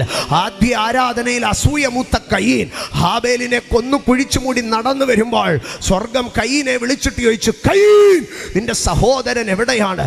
കയീൻ ഒഴിഞ്ഞു മാറാൻ നോക്കിയപ്പോൾ സ്വർഗത്തിൽ ദൈവം വിളിച്ചു പറഞ്ഞു, ആര് ആരും കാണത്തില്ലെന്ന് പറഞ്ഞ് നീ വയലിൽ കൊഴിച്ചു മൂടുമ്പോൾ അവൻ്റെ രക്തം നിശബ്ദമായി ഭൂമിയിൽ ഒഴുകുന്നത് നീ മണ്ണുകൊണ്ട് മൂടുമ്പോൾ അതിൻ്റെ ശബ്ദം കേൾക്കുന്ന, അതിന് സാക്ഷി നിന്ന് ഒരുത്തൻ ഞാനാണെന്ന് കയ്യിനെ വിളിച്ചു പറയുന്ന ഒരു ദൈവം, ഹാബേലിൻ്റെ ദൈവം നിനക്കുണ്ട്. ഇന്ന് രാത്രി വിശ്വസിക്കാൻ കഴിയുമോ? ഇന്ന് പകൽ വിശ്വസിക്കാൻ കഴിയുമോ? ഹാബേലിൻ്റെ ദൈവം എൻ്റെ ദൈവമാണ്. അവൻ എൻ്റെ സങ്കടത്തിന് സാക്ഷ്യം പറയുന്ന ദൈവമാണ്. ഹാബേലിൻ്റെ ദൈവം എൻ്റെ ദൈവമാണ്. അവൻ എൻ്റെ സങ്കടത്തിന് സാക്ഷ്യം പറയുന്ന ദൈവമാണ്. കാരാഗ്രഹത്തിൻ്റെ ഇരുട്ടറയ്ക്കകത്ത് കിടന്ന് യോസെഫ് തൻ്റെ സ്നേഹിതന്മാരായ പാനപാത്രവാഹകന്റെ പ്രമാണിയുടെ അടുക്കൽ, അപ്പക്കാരുടെ പ്രമാണിയുടെ അടുക്കൽ ഇങ്ങനെ പറഞ്ഞു, എന്നെ അന്യനാട്ടിൽ നിന്ന് കട്ടുകൊണ്ടുപോരുന്നതാണ്. ഈ കാരാഗ്രഹത്തിൽ കിടക്കേണ്ടതിന് ഇവിടെയും ഞാൻ യാതൊരു ദോഷവും ചെയ്തിട്ടില്ല. പക്ഷേ സ്വന്തം വസ്ത്രം പോലും നഷ്ടപ്പെട്ട് സ്ത്രീ അവൻ്റെ വസ്ത്രം അതിനെ അടയാളത്തോടുകൂടെ അതിനെ കൊണ്ടുവന്ന് നിർത്തിക്കൊണ്ട് അതിനെ പ്രതിസ്ഥാനത്ത് നിർത്തി തെളിവ് സഹിത യോസെഫിന് നേരെ സംസാരിക്കുമ്പോൾ യോസെഫിന് തിരികെ പറയാൻ ഒന്നുമില്ല. എന്നാൽ ആ കാരാഗ്രഹത്തിൽ കിടന്ന് യോസെഫ് ഒരു കാര്യം പറഞ്ഞു, എൻ്റെ പരമാർത്ഥതയ്ക്ക് സാക്ഷി നിൽക്കുന്ന ഒരു ദൈവ സ്വർഗത്തിലുണ്ട്. ഇന്ന് രാത്രി വിശ്വസിക്കാൻ കഴിയുമോ? ഇതിൻ്റെ പരമാർത്ഥതയ്ക്ക് സാക്ഷി നിൽക്കുന്ന ഒരു ദൈവ, ഹാബേലിൻ്റെ പരമാർത്ഥതയ്ക്ക് സാക്ഷി നിന്ന ഒരു ദൈവ. സ്തോത്ര സ്തോത്ര സ്തോത്ര സ്തോത്ര. യോസെഫിൻ്റെ പരമാർത്ഥതയ്ക്ക് സാക്ഷി നിന്ന ഒരു ദൈവ. ഇന്ന് പകൽക്കാല നിനക്ക് വേണ്ടി സാക്ഷി പറയേണ്ടവർ, നിന്റെ പരമാർത്ഥത അറിയുന്നവർ, നിന്റെ വിശ്വസ്തത അറിയുന്നവർ, നിന്റെ കഠിനാധ്വാനം അറിയുന്നവർ, അവർ നിന്റെ പ്രാർത്ഥനയെ, അവർ നിന്റെ പരമാർത്ഥതയെ തൃണവൽക്കരിക്കുമ്പോൾ നിനക്കൊരു സാക്ഷി സ്വർഗത്തിലുണ്ട്, നിനക്കൊരു ജാമ്യക്കാരൻ സ്വർഗത്തിലുണ്ട്. നാബോത്തിനെ തൻ്റെ ഗ്രാമത്തിൽ കള്ളസഭ കൂടി അവനെതിരെ ദുരാരോപണങ്ങൾ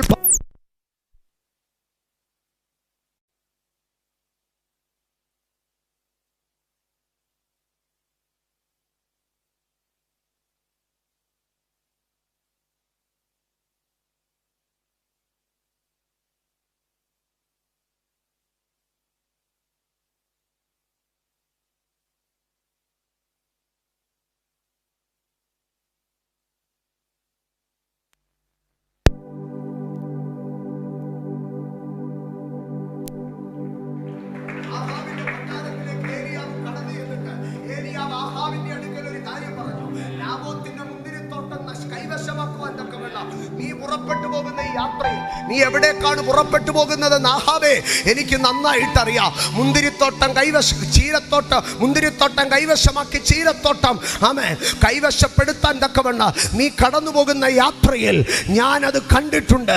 ഞാൻ സാക്ഷിയാണെന്നുള്ളതിൻ്റെ തെളിവ് നിന്നോട് പറയാ. നാബോത്തിന്റെ രക്തം വീണ അതേ ഇടത്ത് നിന്റെ രക്തം നായ്ക്കൾ നക്കുമാഹാബേ, നിന്റെ രക്തം നായ്ക്കൾ നക്കോ.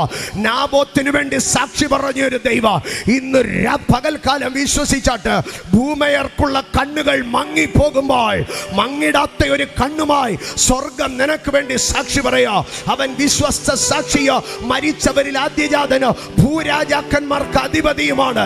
ഇന്ന് രാത്രി പകൽക്കാല നിന്റെ വിഷയങ്ങളിൽ നിന്റെ പരമാർത്ഥതയെ മണ്ണിട്ടുമൂടി, നിന്റെ സാക്ഷിവാചകത്തെ മണ്ണിട്ടുമൂടി പലരും നിശബ്ദമായിരിക്കുന്നയിടത്ത് ഇന്ന് പകൽ വിശ്വസിക്കാൻ കഴിയുമോ? എന്റെ ദൈവം എനിക്ക് വേണ്ടി സാക്ഷി പറയും. എന്റെ ദൈവം എനിക്ക് വേണ്ടി സാക്ഷി പറയും. ഒരിക്കൽ യേശു കർത്താവിനെതിരെ ജനം പുറപുറത്തുകൊണ്ടിരുന്നപ്പോൾ ഇടിവെട്ടുന്ന ഒരു ശബ്ദം, ഇവൻ എൻ്റെ പ്രിയപുത്രനാണ്, ഇവന് ചെവി കൊടുപ്പീനെന്ന് ഇടിവെട്ടുന്ന ഒരു ശബ്ദം. ഈ ശബ്ദം കേട്ട് ജനം ഇങ്ങനെ അന്താളിച്ച് നിൽക്കുമ്പോൾ യേശു ഒന്ന് ചിരിച്ചിട്ട് പറഞ്ഞു, ഇത് എൻ്റെ നിമിത്തമല്ല, നിങ്ങൾ നിമിത്തമാണ് ഇടി മുഴങ്ങിയത് എന്ന് പറഞ്ഞാൽ നിങ്ങളുടെ പിറുപിറുപ്പ് കേട്ട് എനിക്ക് വേണ്ടി സാക്ഷി പറയാൻ ഇറങ്ങി വന്ന ദൈവം. എൻ്റെ സഹോദരങ്ങളെ, മോശ എന്ന സാധുവായിരിക്കുന്ന മനുഷ്യൻ ജീവിതത്തിൻ്റെ കർമ്മപദങ്ങളിൽ വേട്ടയാടപ്പെട്ട കാലങ്ങളിൽ മിസ്രൈമിൽ നിന്ന് ഓടിപ്പോയി ഇത്രോ എന്ന് പറയുന്ന ഒരു അന്യജാതിക്കാരൻ്റെ വീട്ടിൽ താമസിച്ചോ. അവിടെ നിന്നൊരു ഭാര്യയെ വിവാഹം കഴിച്ച് താൻ വന്നു. എന്നാൽ കാലങ്ങൾ ഏറെ കഴിഞ്ഞപ്പോൾ തൻ്റെ സ്വകുടുംബം തന്നെ വിമർശിക്കുവാൻ തുടങ്ങി, തനിക്കെതിരെ ക്രൂരമായ ആരോപണങ്ങൾ പറയുവാൻ തുടങ്ങി. എന്നാൽ സ്വർഗത്തിലെ ദൈവം അകത്തിരുന്ന് ആങ്ങളെയും പെങ്ങളും കൂടെ കുശുകുശുത്തത് മൊത്തം സ്വർഗത്തിലിരുന്ന് ദൈവം കേട്ടോ. സ്വർഗം ഇറങ്ങി വന്ന് നിന്നിട്ട് പറഞ്ഞു, കുറേ ദിവസമായി വീട്ടിലെ കുശുകുശുപ്പ് ഞാൻ കേൾക്കുകയാ. നിന്റെ നാത്തൂന് നിന്റെ സഹോദരനുമെതിരെ നീ ഇവിടെ വല്ലാത്ത കുശുകുശുപ്പാ. അമ്മേ, ഈ കുശുകുശുപ്പിനെ നിർത്താനാണ് ഞാൻ വന്നിരിക്കുന്നത്. അമ്മേ, അഹരോൻ ഇങ്ങനെ മിരിയാമിൻ്റെ മുഖത്ത് നോക്കിയിട്ട് ചോദിക്കുക, എടി നമ്മളിവിടെ പറഞ്ഞതൊക്കെ ആര് കൊണ്ടുപോയി കൊടുത്തോ? സ്വർഗത്തിലെ ദൈവം പറഞ്ഞു, നീ രണ്ടും കൂടെ അകത്തിരുന്ന് മോശയ്ക്ക് വിരോധമായി സംസാരിച്ചപ്പോൾ അത് ആരും കേൾക്കുന്നില്ലെന്നാണോ ചിന്തിച്ചത്? അവന് വിരോധമായി സംസാരിച്ചതൊക്കെ അടുത്തു നിന്ന് കേട്ടവനാണ് ദൈവം. ഞാൻ കേട്ടതിന് ഞാൻ മറുപടി പറയാ. അവളുടെ മുഖത്ത് ഞാൻ തുപ്പിയിരിക്കുന്നു. എൻ്റെ സഹോദരങ്ങളെ, മിരിയാം മോശയ്ക്ക് നേരെ സംസാരിച്ചപ്പോൾ ദൈവം എന്താ ചെയ്തതെന്നറിയാമോ? അവൻ മിരിയാമിൻ്റെ മുഖം നോക്കി ദൈവം തുപ്പി. അതാണ് എഴുതിയിരിക്കുന്നത്, അവളുടെ അപ്പൻ അവളുടെ മുഖത്ത് തുപ്പിയെങ്കിൽ അവൾ ലജ്ജിച്ചിരിക്കയില്ലയോ? 7 ദിവസം അവളെ വെളിയിൽ കൊണ്ടുപോയി അടച്ചിടാൻ. ഇന്ന് പകൽക്കാലം ദൈവത്തിൻ്റെ പൈതലേ, നമുക്കൊരു രക്ഷകനുണ്ട്. അവൻ വിശ്വസ്ത സാക്ഷിയാണ്. നിനക്ക് വേണ്ടി സാക്ഷി പറയേണ്ടവർ സത്യവാചകം കേട്ടിട്ട് മൗനമായിരിക്കുമ്പോൾ ദൈവം എനിക്കും നിനക്കും വേണ്ടി സാക്ഷി പറയുക. മലാഖിയിൽ ഒരു വാചകമുണ്ട് കേട്ടോ. മലാഖിയിൽ ഒരു വാചകം, ആ വാചകം ഇങ്ങനെയാണ് പറയുന്നത്. സ്തോത്ര. മലാഖിയിലെ വാചകം ഇങ്ങനെയാണ് പറയുന്നത്, ഞാൻ നിനക്കും നിന്റെ യൗവനത്തിലെ ഭാര്യയ്ക്കും മധ്യേ സാക്ഷിയാകുന്നുവെന്ന് എന്ന് പറഞ്ഞ ദൈവം കുടുംബത്തിനകത്ത് പോലും ഒരു സാക്ഷിയാണ്. ആമേൻ. കുടുംബജീവിതത്തിൽ ഒരു അവിശ്വസ്തത സംഭവിച്ചാൽ അത് ആരൊക്കെ മറച്ചു വെച്ചാൽ കാണുന്ന ഒരു ദൈവമുണ്ട്. കുടുംബജീവിതത്തിനകത്ത് മുറിയിൽ കെറ്റി ബെൽറ്റൂരി നിന്നെ അടിച്ചാൽ അത് കാണുന്ന ഒരു ദൈവമുണ്ട്. ഭിത്തിയോട് ചേർത്ത് നിന്റെ കൊങ്ങയ്ക്ക് ഞെക്കിയാൽ കാണുന്ന ഒരു ദൈവമുണ്ട്. മാനസികമായോ ഗാർഹികമായോ നിന്നെ പീഡിപ്പിച്ചാൽ കാണുന്ന ഒരു ദൈവമുണ്ട്. അകത്തിട്ട് നിന്നെ കണ്ണുനീര് കുടിപ്പിച്ചാൽ, നിന്നെ ബോഡി ഷെയിം ചെയ്താൽ, നിനക്ക് വില തരാതിരുന്നാൽ നിന്നെ കാണുന്ന ഒരു ദൈവമുണ്ട്. സ്ത്രീധനം ചൊല്ലി നിന്നെ പീഡിപ്പിച്ചാൽ, നിന്നെ അപഹസിച്ചാൽ, നിന്റെ ജീവിതത്തിൽ ജോലിയില്ലാതെ കാശില്ലാതെ വരുമ്പോൾ നിന്നെ പരിഹസിച്ചാൽ, നിന്റെ കുടുംബത്തിനകത്ത് നിന്നെ അവൻ ഇറങ്ങി വന്ന് കാണുന്ന ഒരു വിശ്വസ്ത സാക്ഷി, മരിച്ചവരിൽ നിന്ന് അതിജാതൻ, ഭൂരാജാക്കന്മാരിൽ ശ്രേഷ്ഠാധിപതി.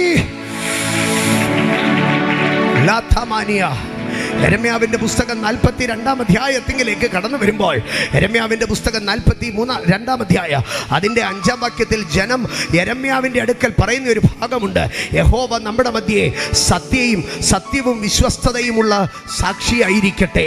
ഇന്ന് പകൽ ഞാൻ പറയട്ടെ, ഈ സമയത്ത് നീ മിണ്ടാതെ ഇരുന്നാൽ, എനിക്ക് വേണ്ടി സാക്ഷി പറയേണ്ടവനെ നീ മിണ്ടാതെ ഇരുന്നാൽ, എനിക്ക് വേണ്ടി ഒരു വിശ്വസ്ത സാക്ഷി സ്വർഗത്തിലുണ്ട്. ഞാൻ 3 ഭാഗങ്ങളിൽ കൂടെ സഞ്ചരിച്ചു. ഞാൻ വേഗത്തിൽ പൂർത്തീകരിക്കട്ടെ.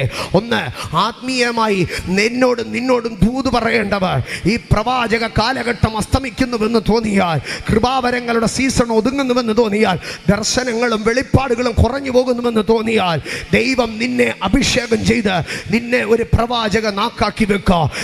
നിയമത്തിൻ്റെ അധികാരികൾ നിനക്കെതിരെ മൗനമായി കഴിഞ്ഞാൽ ദൈവം അവിടെ നിനക്ക് വേണ്ടി ശബ്ദം മുഴക്കിക്കുക. 2, നിനക്ക് വേണ്ടി പ്രാർത്ഥിക്കുവാൻ ഒരുത്തനുമില്ല എന്ന് നിനക്ക് തോന്നുമ്പോൾ സ്വർഗത്തിലെ ദൈവം നിനക്ക് വേണ്ടി പരിശുദ്ധാത്മാവിനെ അയച്ച് പ്രാർത്ഥിപ്പിക്കുക. 3, നിനക്ക് വേണ്ടി സാക്ഷി പറയേണ്ടവർ മൗനമായിരുന്നാൽ, നിന്റെ പരമാർത്ഥതയെ കണ്ടിട്ടവൻ മിണ്ടാതെ ഇരുന്നാൽ, സ്വർഗത്തിലെ ദൈവം യേശു ക്രിസ്തു മുഖാന്തരം നിനക്ക് വേണ്ടി വിശ്വസ്ത സാക്ഷിയായി, നിനക്ക് വേണ്ടി ജാമ്യക്കാരനായി അവൻ നിനക്ക് വേണ്ടി സംസാരിക്കുക.